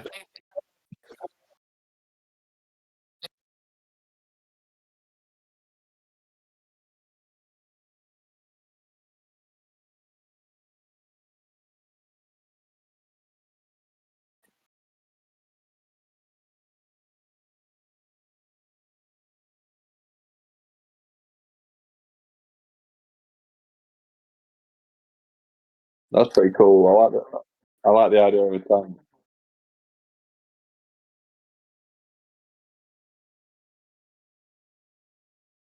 We could do it like it could be like Fury. You know what I mean, like a 40k version of Fury, like with like individual tanks. Yeah, in Fury. That could be quite cool. Like or a tank crew. You know what I mean? Like we could be a tank crew. That could be cool.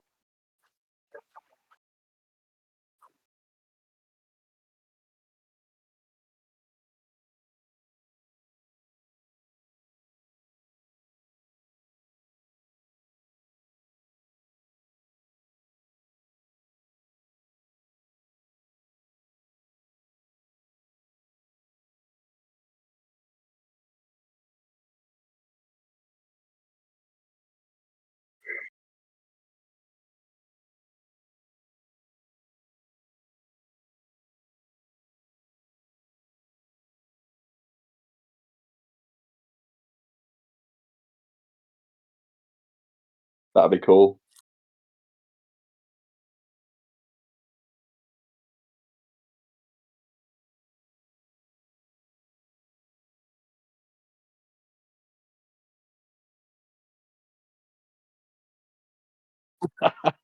You won't survive, though.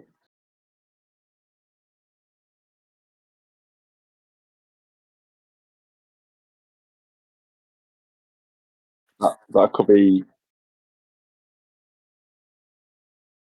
That's quite cool.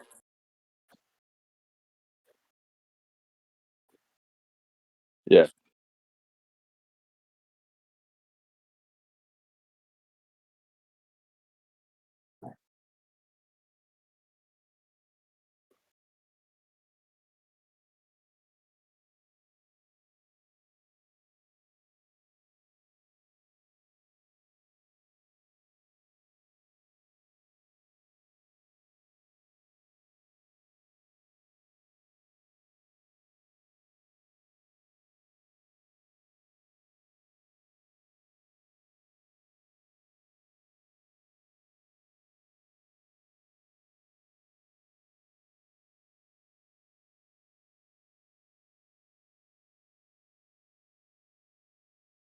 Ah.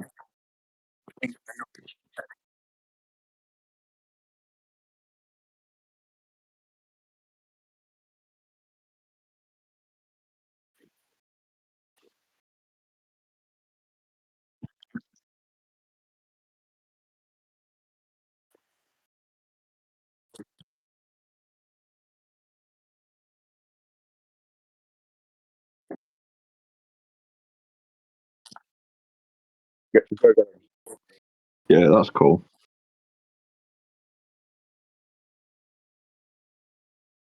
I really like the open war skills. There's loads of nice little combos and bits and bobs that work together, and the order system would be quite interesting as well. Yeah, that's.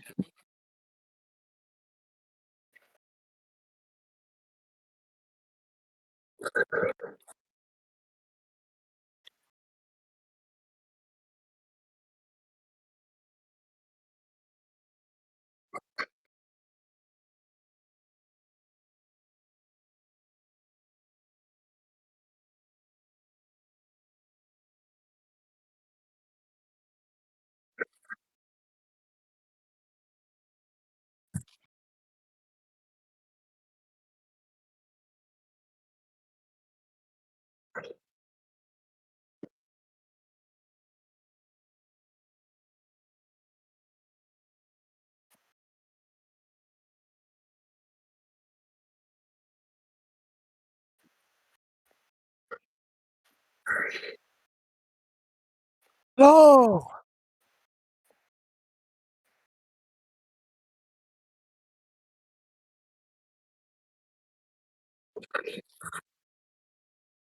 it's a 6 on strength on the cheese scale. I don't know. You said it goes up to 11. You said it goes up to 11, so I don't know.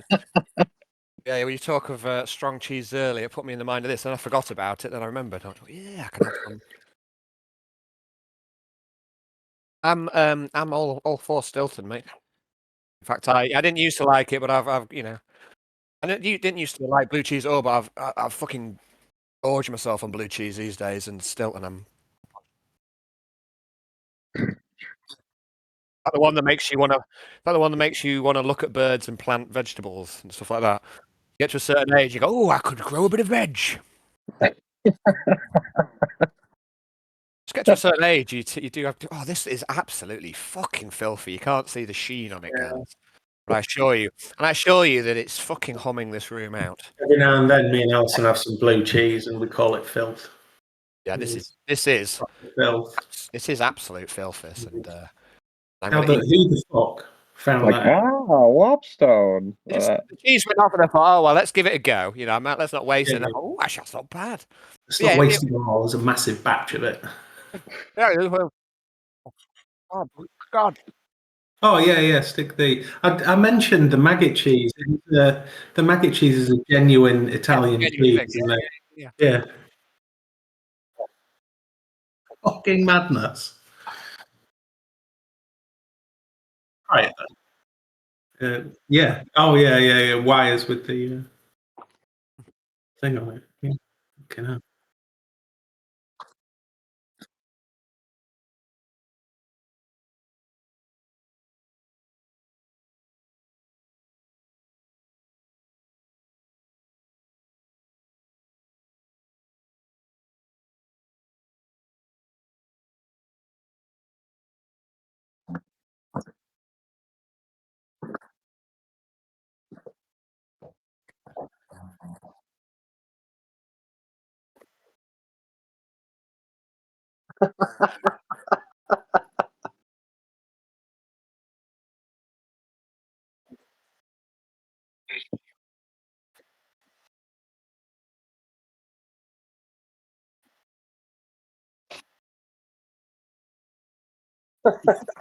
I wish we had.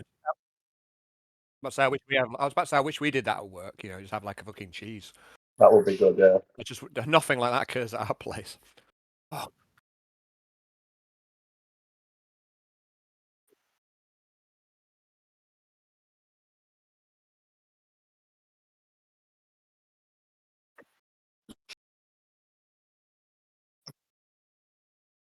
yeah.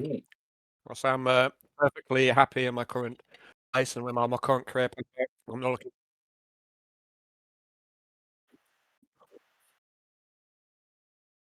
Yeah. I think at the minute, mate, I'd say we've just been bought out by a German company, and I went to like kind of Leeds, which is where they had offices, and yeah, I got buttered up, mate. There's a guy who's like my boss's boss. He's like, he said so much. He's now one of these kind of Brentag veterans, and he said to me now, so he says, "Oh, he's like, there's opportunity here if you stay loyal." I think they're worried I'll jump ship, mate, and I think they need me, and I think I should be able to. I'm hoping. So I'm trying to take it seriously, mate. I've dusted off my LinkedIn. Been working on my LinkedIn all weekend. It's now got a link. Like I'm active on LinkedIn. You know, I think there's an opportunity here if I get serious to actually. You know, so I'm gonna have a go at it. You know, we'll see. See, it could all be bullshit, but I actually think I'm getting some very really positive noises made towards me, mate, and I'm really feeling I might have an opportunity here. So. Oh, good stuff. Well, it will go well for you, Alan. I know it will. Thank you. I'm going to. I'm going to go. I'm Yeah. going to go. I've got Okay, mate. got work in the morning. All right, Yeah, I take care. really should go pay some attention to Alison. Very wise. Very wise. I'll send See you a you picture of soon, this cheese, mate, for the two of you. You should get some from Lidl. Very good. Hmm. Have you been to Lidl? Really? I see. You can just mix it up. Oh. Collie literally goes to every fucking shop in town, man.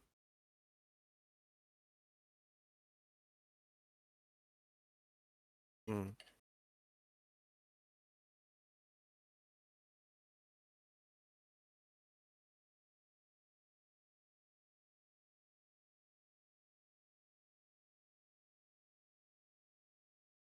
Mm.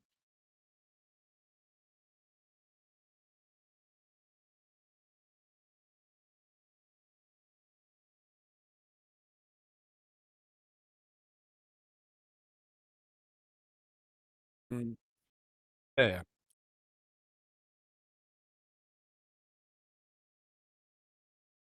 Yeah, it's just I know. Yeah. But it's also you might like. Oh, I don't know.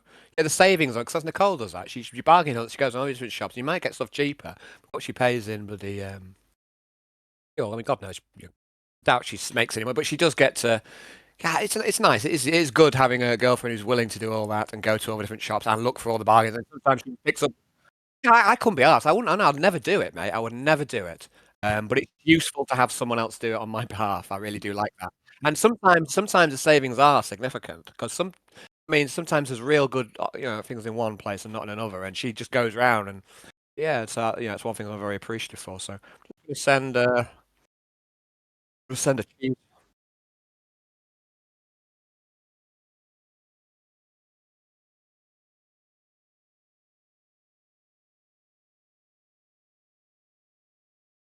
That's fair enough.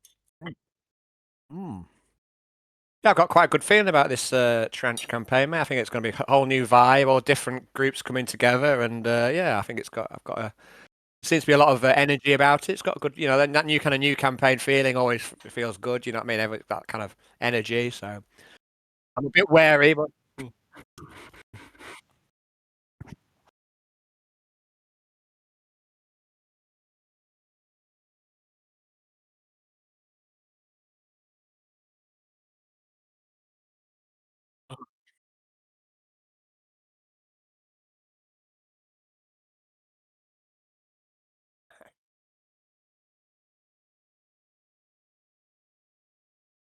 yeah, that's quite.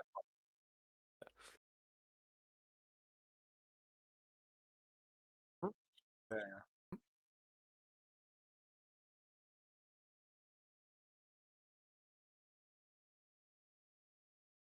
It's a totally different dynamic, isn't it? I really like. Yeah, I really like the idea. At least I also like the fact that Dave's not automatically the sergeant because he's already acting like one. You know what I mean? He's already like.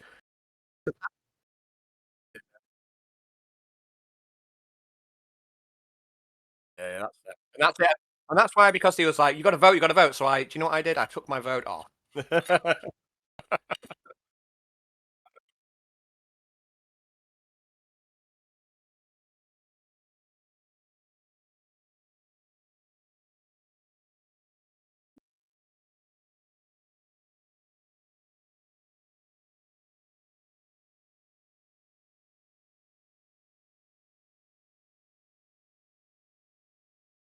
Mm. And he's excited, yeah. I know, I get it, but yeah, and that's where, and if you had any problems, it's bringing in new people together who've never interacted. You know what I mean? It's going to be interesting, a whole new dynamic, and I'm actually quite looking. I didn't think I'd be playing it very much, but I actually feel like I do want to. So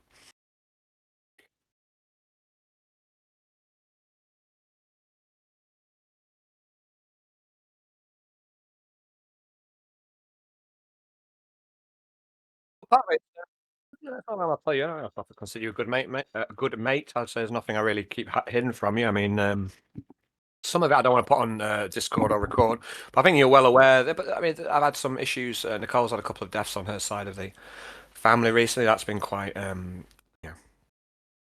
I've had a lot of stress at work. Work can be very stressful. It's a high pressure role. I get very little help from a lot. And I'm trying to.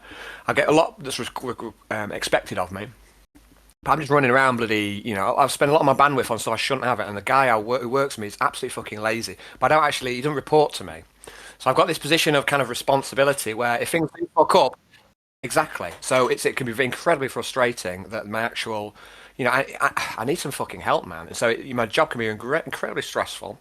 I've got that, and I've got this whole other aspect which I don't really want to talk about on thingy, which you're probably well aware of as well. I've had some issues there with. Yes, I mean, there's. I think when I'm not playing as much, it's because I'm. It seems like a burden, and it's like, and I'm hoping now, say with this game and running it more, my availability will be better because I've changed around some of the personal things. I say work is going better. I'm in a much better place. But yeah, I think I've been in a not in the best place, but it's a lot of it's like stress. And yeah, I just want to come home and then unwind, and then it just feels like another job sometimes running up playing all these games. Not necessarily something that helps me unwind. Some of the games I've played, I've not enjoyed, and I've almost, I mean, it's been especially let's say my last game in this campaign, for example. I don't, you may not have noticed any of this. I don't know. But I really didn't enjoy how this game went.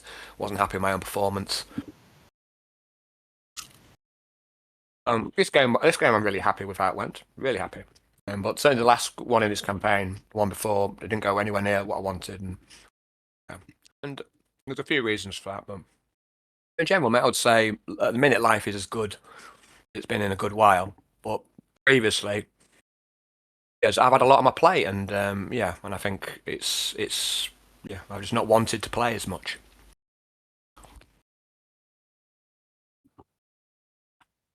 Mhm. That's something ridiculous. I'm not exactly sure what it is because it's fucking some bullshit's made up by the other guy who he does report to. Problem is the guy who put. There's three of us in the lab. There's a young guy, quite immature.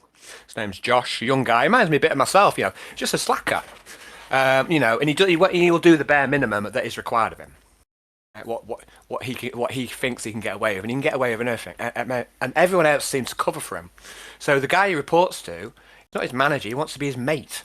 I mean, he doesn't have any, and he's so. I'm quite conflict averse, but he's so conflict averse that he will not challenge him at all. So, you know, he's well aware that the guy, you know, he takes a piss, but you know, he won't do anything about it. And I say to him, "Oh, Josh," and he's like, "Oh, I don't want to talk about it. I don't want to talk about it." Well, that's no fucking good. I actually caught this guy Josh. I'm pretty sure, you know, he's absent from the lab like, nearly all the fucking time, man. You know, he's barely there. I'm there all the time. So, you know, he's basically, he does as he likes, and he's fucking brazen about it. And everyone knows what he's like. It's an open secret. He's the brother of one of the kind of upper management, right? So that's one aspect of it. The other aspect of it is that Frosty, his actual boss, is conflict adverse. He'll just lie to him, and Frosty will just suck up all the lies. So I was kind of looking around thinking, oh, he's never in the lab, and the work's getting done. I thought this, and I was thinking, suddenly it came into my head, I thought, he's not doing the testing. That's what I consider his main job of the QC guy. You test the samples, see if the samples pass, you check against specification. If the sample passes, you approve it for release, and it goes out to customers. I am certain, I know that he just, if he ain't got time, he may be testing, or maybe he just wasn't testing anything, which is also quite possible. I actually think he wasn't maybe testing it, just like, I don't need to, because no one's making him test it. So I kind of clocked it, I thought, hang on, what's going on? So I thought, well, I'll put a load of water in this sample, and then that'll make it fail. Lo and behold, it passes. And there's quite a few examples, I thought, and I kind of realised that he was doing this. Brought it to the head boss, who's my boss. He's the site manager, Josh's brother reports to him, and he's kind of like being groomed for command, it seems. And I said to him, I basically brought this to his attention, and they went to Josh and asked his explanation, and then I went to the sample store. The thing is, he's not even going to the effort of taking the lids off the bottles and pouring some out, right? So all the samples, you just look around, all the samples are just. So this, for me, is gross misconduct that he's been caught in the act. And I brought it to the attention of the site manager, and so Josh lied about that. Not only did he lie about it, he then went on the attack to me. I'm just sat around doing nothing, on the internet all the time, sleeping. Now, there's truth to this, right? I'm not saying there's plenty of times I've gone in there and I've had a fucking nap in I can do, right? And it's not great. I'm not proud of it, but I have done it. There's an element of truth to it. I'm on the internet sometimes. I'm not very well motivated. So yeah, sure, there's an element of truth to that. But I've come out of it worse than him. Out of catching him doing gross misconduct and reporting it to the manager, I've actually come out worse out of it. Yeah. So that whole scenario, and so it's just so I've got to try and coax as much work as I can out of this guy who'll do nothing, who doesn't report to me because I'm not his actual manager. There's no point, like I say, I actually caught him in this act, and he fucking still got away with it. And but yeah, and I'm meant to kind of cover him. All the operators are doing his job. We're training operators up to do his job. He's basically everyone's covering for him, and it's just demoralising, man. Fucking demoralising. I hate him. And then, but it's the lies as well. He just lies, and it's just like, oh well. So he told these lies about, oh well, sometimes when they put the caps on, it don't come up, put on properly. So basically, he feeds all these lies, and then the lies are accepted. So and I'm pretty sure he's still, the thing is, he is a liability to me, and he makes my job more difficult, and I have to do more work to try and keep an eye on him or to make sure he's doing what he should be doing. So but I don't actually have the line of command or the reporting line. So it's absolutely nightmarish in that regards. And I've still got all these other responsibilities and all these other people wanting various things for me to do, and and that makes it all the harder. So that's what I mean about my work being very stressful. I've got an awful lot to do, and I don't have enough help. And I've kind of got this across to other areas of the business, that I'd say. And it is maybe gaining some traction, and I might be able to get some help, and I might even be able to get myself into a position of real power, not power, but real, like as in to have some actual authority, not power. You know what I mean? As in not power, but I still, yeah. Honestly, yeah. It's not. It's the wrong choice of words. What I'm trying to say is that my job would be difficult under the best circumstances, but without a team behind me, it's nigh on impossible at times. It's very stressful, and then How do I deal with stress? I fucking blow out, and then what? I blow out, and then that has its own, it's been a quite a very difficult situation, but I do feel like there might be a light at the end of the tunnel, and that's why, like I say, I feel like I might be able to, and maybe sooner or later I'll even actually be his manager, and I will, and that will make a different scenario. But I don't know if that's going to happen or not. It may be that it also may be that they bring in someone else to do the quality side, and then take away. Basically, I think it'd be good for me to have some of my, because I'm expected to do quality, product development, technical support, and I'm doing quality control, which is Josh's role because he's fucking often not there. I'm also doing stuff like menial work, like say the Brentag people who just they've brought us out. They're coming around. They're going to be a visit. So they want to look round. They're going to look in the lab. He doesn't want to look like a fucking shit filth tip. Yeah. Well, who does the cleaning? Because Josh can't be asked. He's not made to do it. So it's me or nobody. So I have to go around. So I've got to do so much, and in theory, I'm like, it's kind of fake management, mate. And it's a poor use. Yeah, it's a poor use of my time and resource, but I have to do it because I don't want to work in a shit filth tip. The problem is I'm doing it. I don't know, man. It's fucking driving me bonkers. Yeah, that's how I see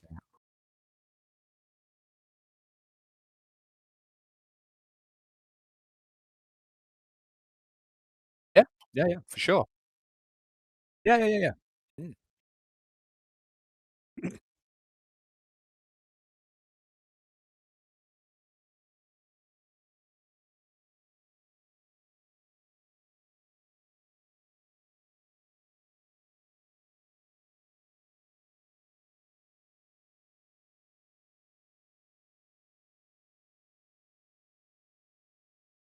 It's a bit of it. I've done a bit of that, and I'm still doing a bit of that, but trying not. It's a balancing act as well, right there, man. But I make too,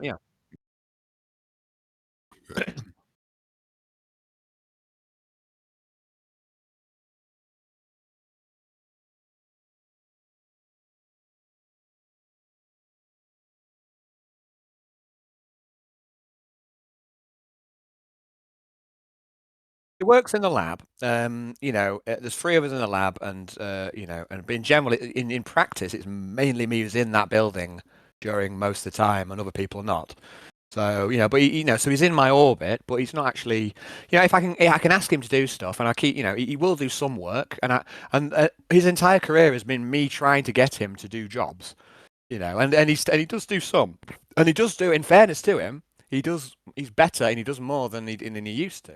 Yeah, but the bar was set so low, so very low. Yeah, no, I'm sure he has. I'm sure he has. He's feeling some pressure. He can't just keep. The thing is, he's taken so much of the piss. It's an open secret, and I think he is. But the thing is, he does the bare minimum that he thinks he can get away with, and that minimum he thinks he can get away with has been pushed up. But it's still nowhere near where because I used to do his job. That's basically where I started, running the QC. And it's so I know exactly how much work he's doing, how long everything takes. I know exactly how much he's taking the piss. Yeah.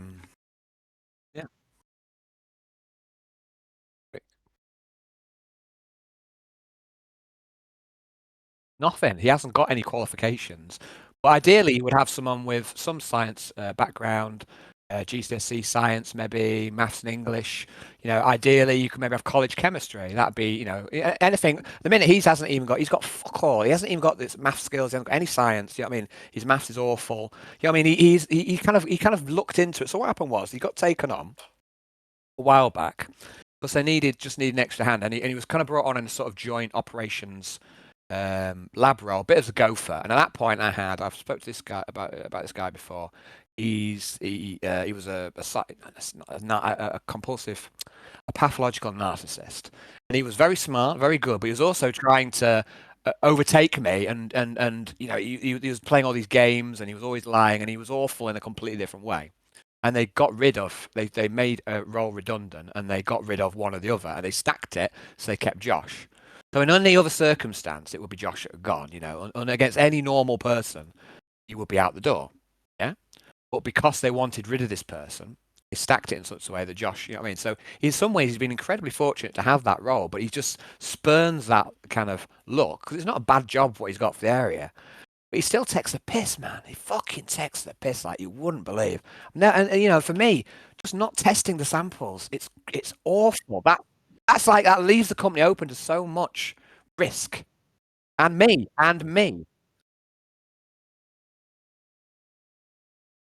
Yeah, I mean it's frustrating. I'm just gonna get if you're me, I'm just gonna get another drink if that's all right.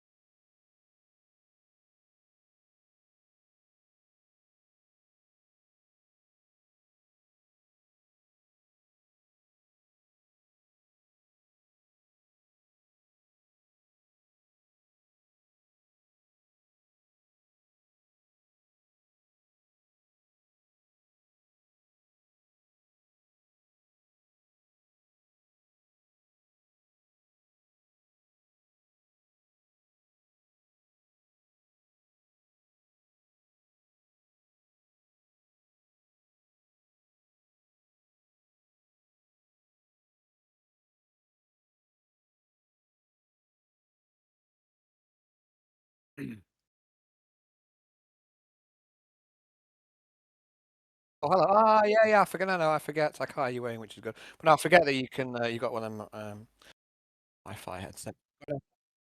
Yeah, it's not bad. It's not a bad bit of kit that. But I'd probably have it on, forget I've got it on, and then just either slag someone off who's on the call, or have a piss or something and get.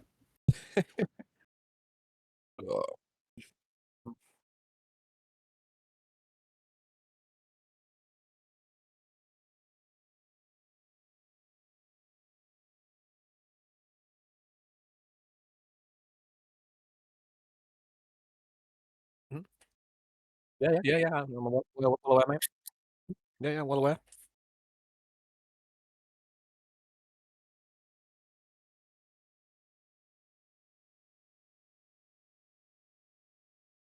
Hello.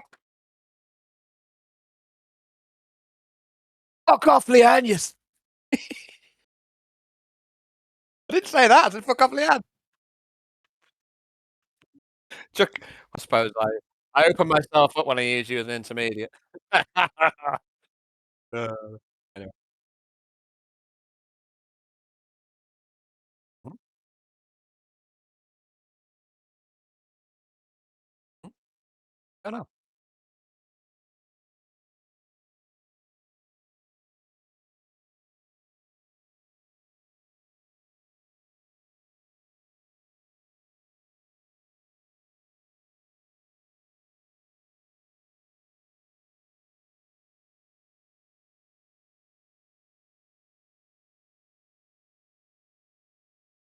Hmm.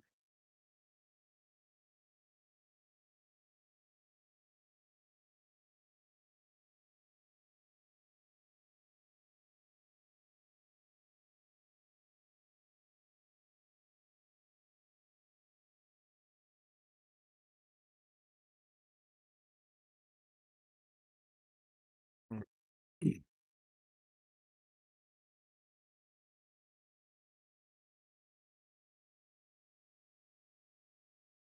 Ah.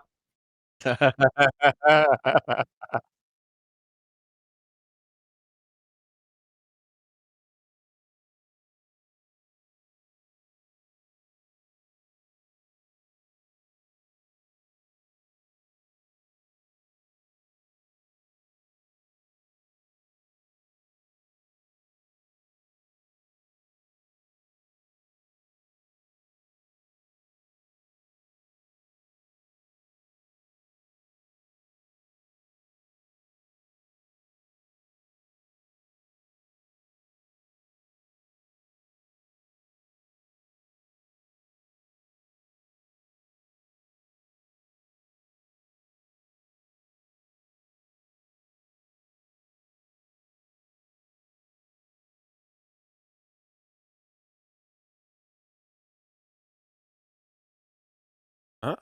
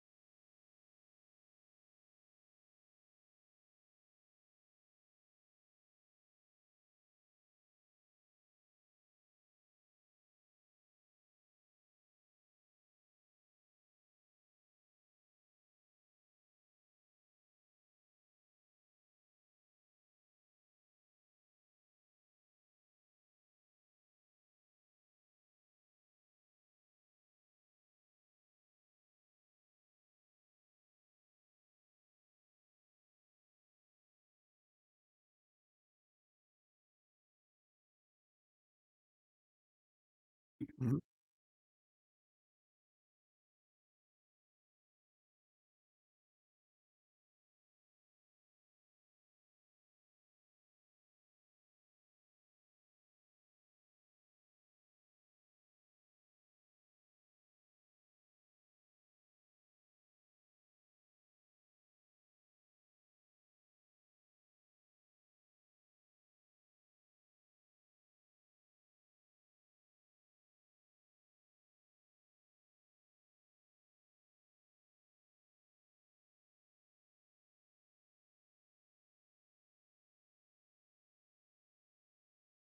An alibi.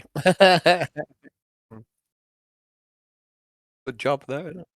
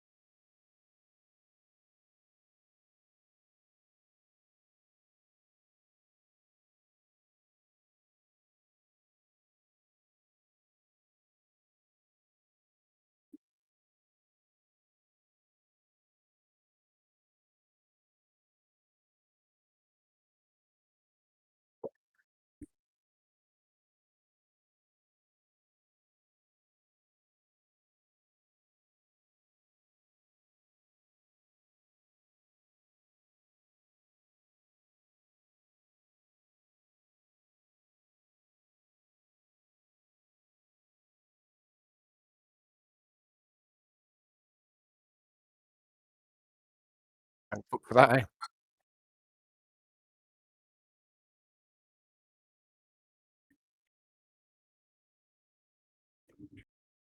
I mean, Dave, just for a second, if I just jump in. I mean, you are a nerd, Dave. Yeah, yeah. And yeah, I get it. I know exactly what you mean, mate. whoa, David. I've had a good engagement. I mean, if you recall, I came around on a particular night after, yeah. And I've not seen you go full angry Dave, but I've had enough indications and enough heard enough stories to know. But I've not witnessed you in full rage mode. That's fair. And I'm glad I've not witnessed that. But I've seen enough. Put it that way. I've seen enough.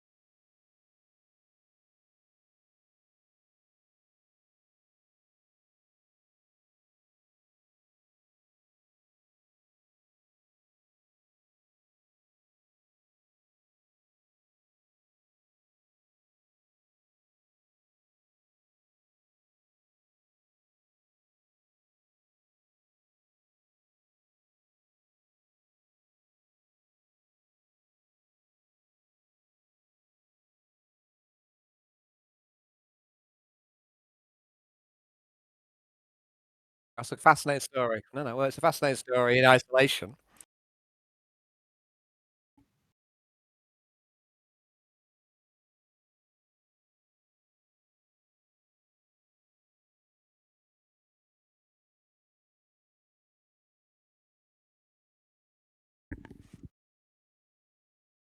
Oh shit. Oh yeah. I mean, I've seen one saying recently. It was like we supply Halfords, right? So not only have I found, so because sometimes I will do testing still, because he's not always there, and I'm often doing testing. Try and push back as much as I can, but if I push back too much, it makes me look awkward, right? I push back because I have to push back because, but equally I can't just do all of his work because he's not fucking there. So I have to try and sort of balance again. So I push back. Anyway, so I found I do testing. Sometimes we'll fill something from a pack we've already filled and passed, say in an IBC, and we fill it in small packs. So it's on the ground, it's already been through the QC process, it should be passed. There's no reason for it to fail. So you test it and it fails, you think, oh, well, it's happened multiple times. So, and that's, another indication that he hasn't been doing the test in the first place. And that's one of the many bits of evidence I have that he doesn't do the testing. And so so we've got instances where there's stock on the ground that's not passed. And then we supply these IBCs to a filling company who then fill them into packs for Halfords, 1 litre packs. So you have an IBC, 1,000 litres, 1 litre packs, 1,000 packs. And you can see where this is going. You can see how the fuck up will occur. And then we get samples from this other company who does the pack filling. They send them to Josh to test, and I'm not sure he tests them. I'm pretty sure he doesn't. But also, he used to be that he would then send an email saying he'd pass them, and then that lets them release it from. So I see this gap in QC, which I've again highlighted. And again, I'm trying to, I've got to try and make him do the testing and release stock because the minute there's no QC, it's not. It could be wrong in the first instance. Goes to another company. It's not. It's getting a second bite at the QC cherry, and it's going out. You could potentially send this out to fucking. To thousands of customers all up and down the UK of Halfords, a reputable company, and it's a massive account, mate, a massive account, and we're just potentially fucking it all, and we haven't thus far. But I think that's more because the one guy who just doesn't give a fuck, you can't make him give a fuck. It's so demoralising, mate, utterly demoralising. And then I want to highlight it. They cover for him because he's fucking brother of one of the one of the management. And I say another thing is I said to the site manager's Dean guy who I never got on with because he was, he's one of them which is kind of I will basically dominate. I win. I rule by he's one of these. He's always going to put my back up anyway. And so, yeah, an old school manager. And when he took on Josh, put him onto a permanent contract, I was quite pissed off and I said, didn't you want to ask my opinion about how he's been doing this, the other? And you know what he said to me? He said, I don't need to. He said to me. It's always going to stick there. It's like basically showing I have the power not to consult you. I don't need to ask your opinion. That's exactly what he's saying. It's a power play right there, and I've just got no time for that sort of person. And this is my manager, right? This is my manager. I have to pretend not to think he's an absolute fucking knob jock. And here he is, and then again. So he kind of like runs the laboratory almost because he wants the power, but he doesn't actually do it properly. And then so if anything goes wrong, it'll be on me again. And and it won't be his fault, of course. But it's like fighting with one hand tied behind your back, mate. It's fucking frustrating. Anyway, don't know. He's probably on. It's less than an operator, so it was maybe operators even don't get that much these days. What do they get? So what's the minimum wage? Minimum wage is about 25 these days, and I think our operators are on about 28. He's probably on about 26, 27, maybe. I don't know.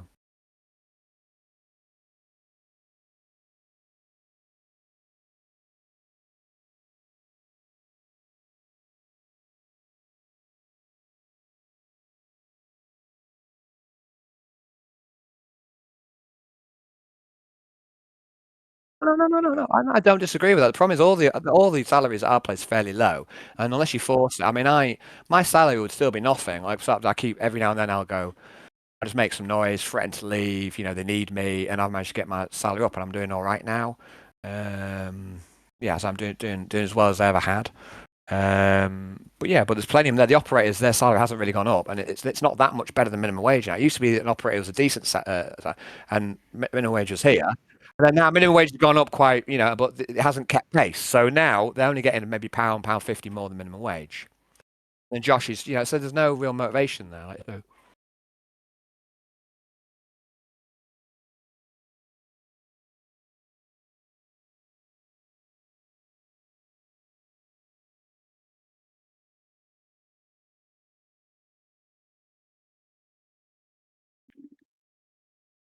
Money. Yeah.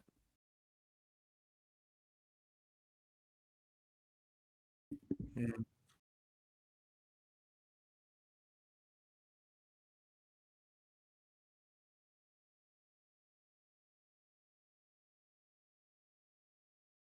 It used to be like steelworks. It used to be like, hmm.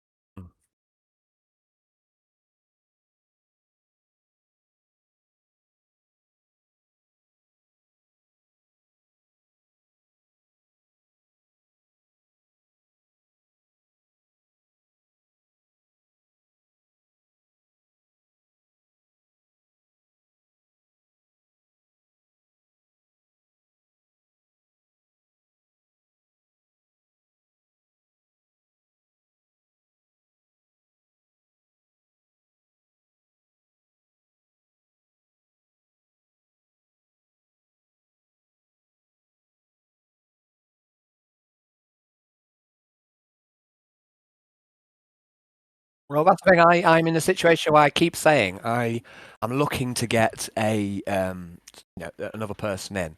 So I might be in a position. It's getting some traction because I say it's not just on my site where I've got allies. I say most of my allies are actually in Antwerp. Strangely enough, there's plenty of people who know my value and know what I do, but the problem I've had, Dave, is I've always fucked off. Let's say the politics game, the social game, and I've totally fucked that off, and I've just kind of tried to get by on the strength of my work, but now it doesn't work. No, it doesn't work. So now I'm trying to be a bit smarter, and I'm doing a lot of catch up here, and I can't unfuck. I'm never going to get on with this Dean guy because immediately I never kissed his ass. You know what I mean? I just let him know what I think of him, and you know what I mean. And now I kind of, so we've got this kind of pretend, oh, we're okay, but I'm never going to be able to know what I know about him, and he's never going to like me. We're never going to like each other.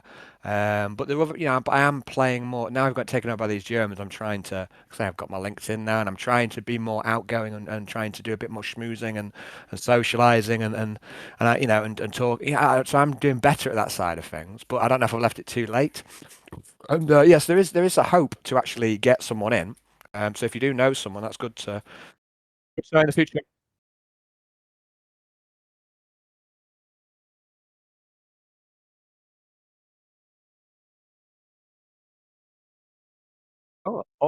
All I really want is someone who gives a shit and will try to better themselves. That's all I really need. Don't even need any. All the rest of it's just a bonus. But someone who actually, yeah, conscience. So what sort of money is he on, and what sort of money do you think he'd be ideally looking for? Because obviously he's not happy where he's in Steelworks now, I take it.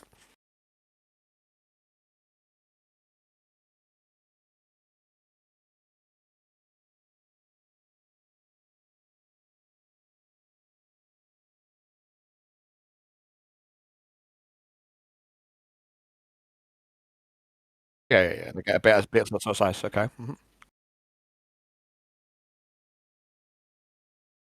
Okay. What are they on, if you don't mind? Or?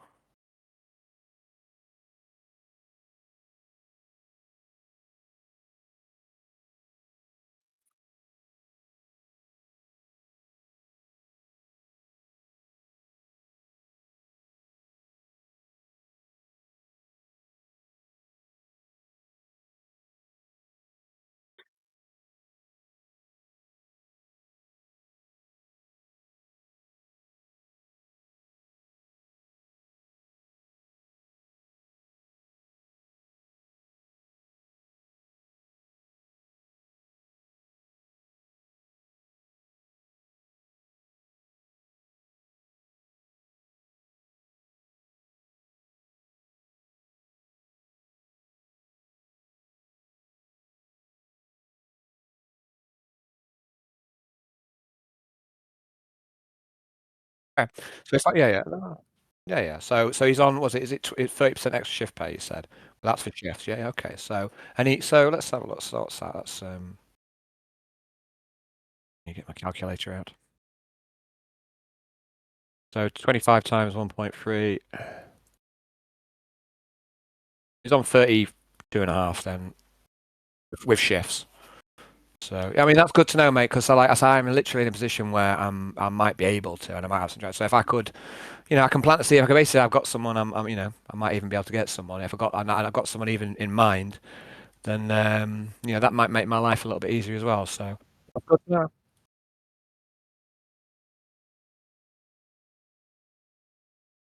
Yeah. Well, no, but obviously the chemistry degree does help a bit. But you see, it sounds like you've got one particular person in mind who's also wanting to have a kid as well. So you also, and it may be a more, yes, maybe a more settled job for the future as well compared to Steelworks. Full stop. I do think there's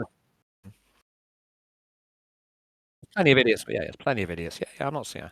But mate, you vouching for someone goes a long way in my book, mate. You know that. So yeah, so you don't, So if you're, I will keep that in mind, mate. I'll mention it. I'll probably mention it, like I say, I'll mention it to the head of automotive. Let me just check.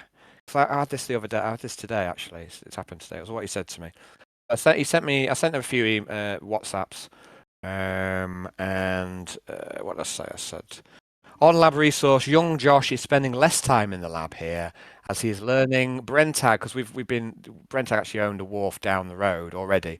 I said he's learning Brentag's Grove Wharf and they are short staffed, so he's actually spending less time because he's actually and he said, send an email to me about it, please, as I want to continue keeping pressure up for more resources. And then he sent me an email as well. What did he say on email? So, it kind of already fits in exactly with what I'm already doing, mate. So, where are we? It'd just be nice to have an ally at work, you know what I mean? Just like anyone who's willing to listen, try and do better. So where are we? 45, is that? Is that your number? I'm not even joking. No, I don't think, to be honest, I can't. I'm on currently, mate. I'm on, and I've been there all the time. I've got loads of experiences relevant to the industry, and I'm on, 49-ish at the minute, and I'm technical manager. I think 45 might be a push. But I know, but yeah. Yeah. So you could keep it and then and then do 9 to 5s. Yeah. So but yeah, mate.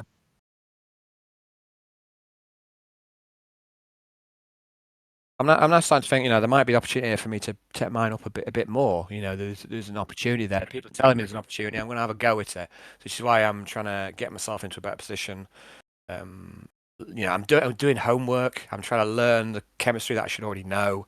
You know what I mean? It's no, I'm not an idiot, but also, at a certain level, you need to be able to have the information there in your head.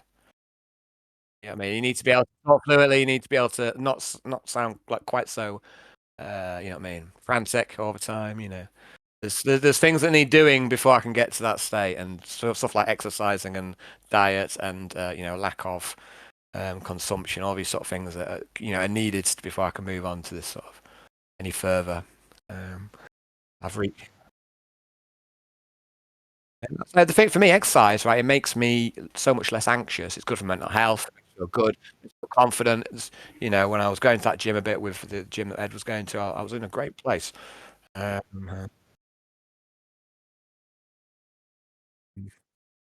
mm,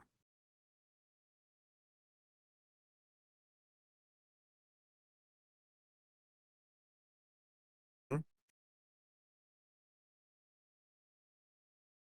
I say it's great, so stuff like that just it works. And I say I need to be in a position where I've got information in my head, like just random chemistry shit, just equations, memorize. Also I need to have the homework done.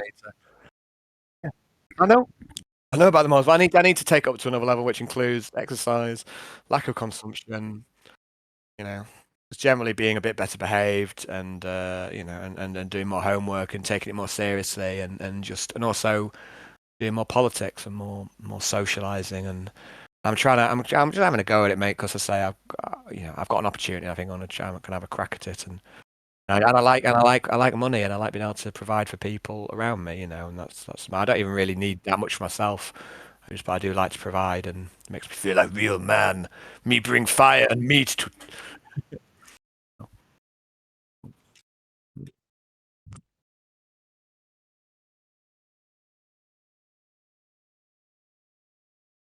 It works, these things work, simple things. So yeah, anyway, that's good. That's good to know, mate. Because I say actually having someone that I could just slot straight in would be useful. Because I'm getting to the stage where just mentioning, just mention, and maybe me and him could have a meeting at some point, or a coffee or something, It's not nothing's a given, mate. No, nothing's a given. Because but I definitely feel like I'm in the best position I am at the minute to be able to make something like this happen, and it will be incredibly useful for me to have someone who just isn't Josh, on my side. Um,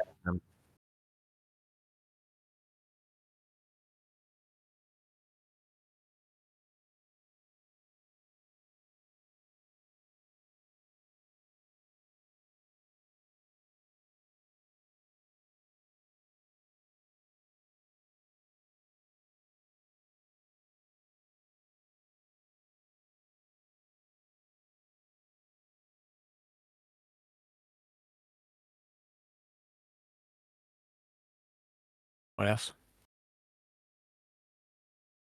That's funny. Oh, that's funny.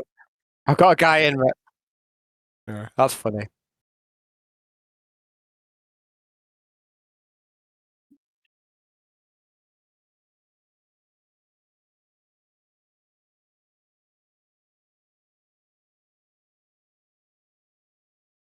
Mm, quite possibly.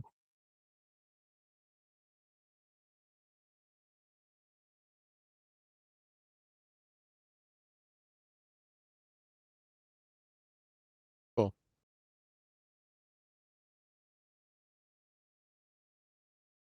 I don't need anything much more than someone who's intelligent, someone who's willing to learn, and conscientious. That's all. I don't really need that much at all. And I think I would be someone a lot lower down the scale than him. I think would still serve my purposes very, very well. But having someone that I might be able to slot straight in would be incredibly useful. But anyway, yeah. Why is he not happy there then? What's the deal? What's the deal with? Clearly, he's got a job there already, but it's not working out. Why is it not working out?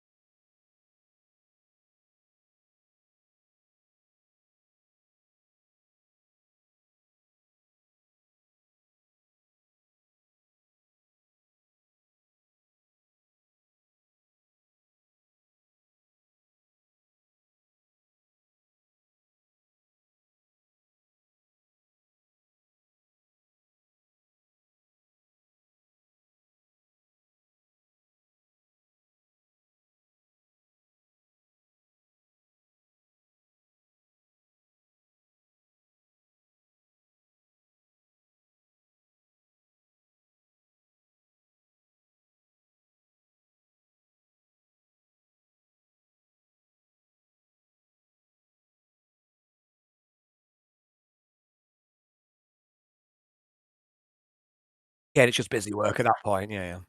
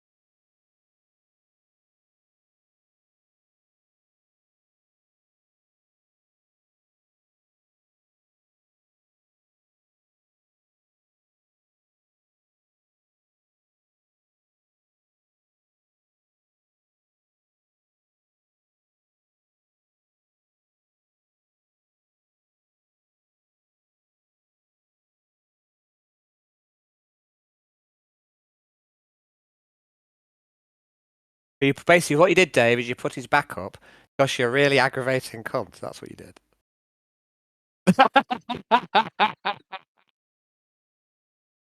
For sure. He's young, but he's young. It's quite difficult. It takes a long time to learn to be able to suck up. Kind of.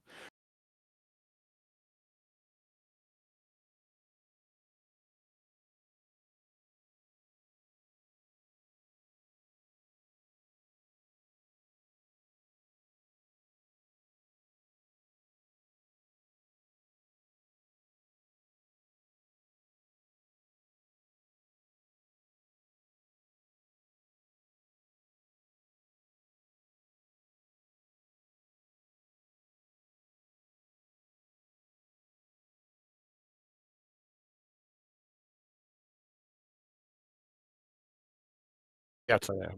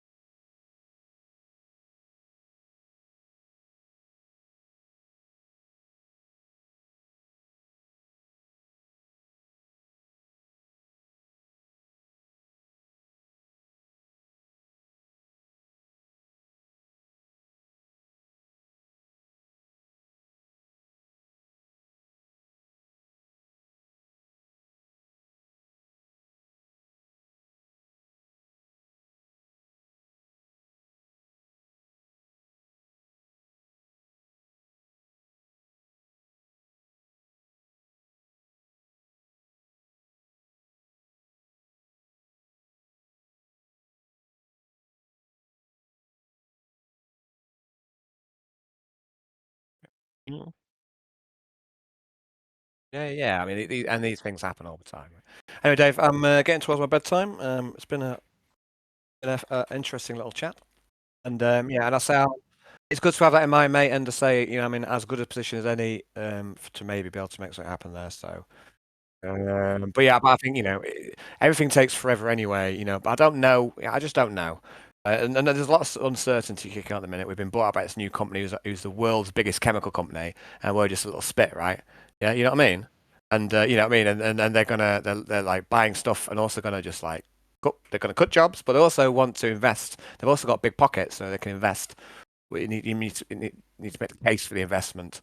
And kind of, I don't know. It's a funny scenario as well. So I don't know. No one knows exactly where they stand either.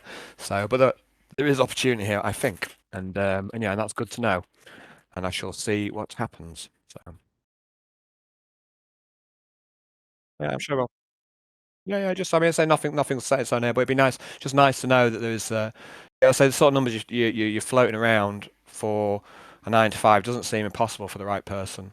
And again, a lot of it just goes for knowing, it's not what you know, it's who you know, right? So.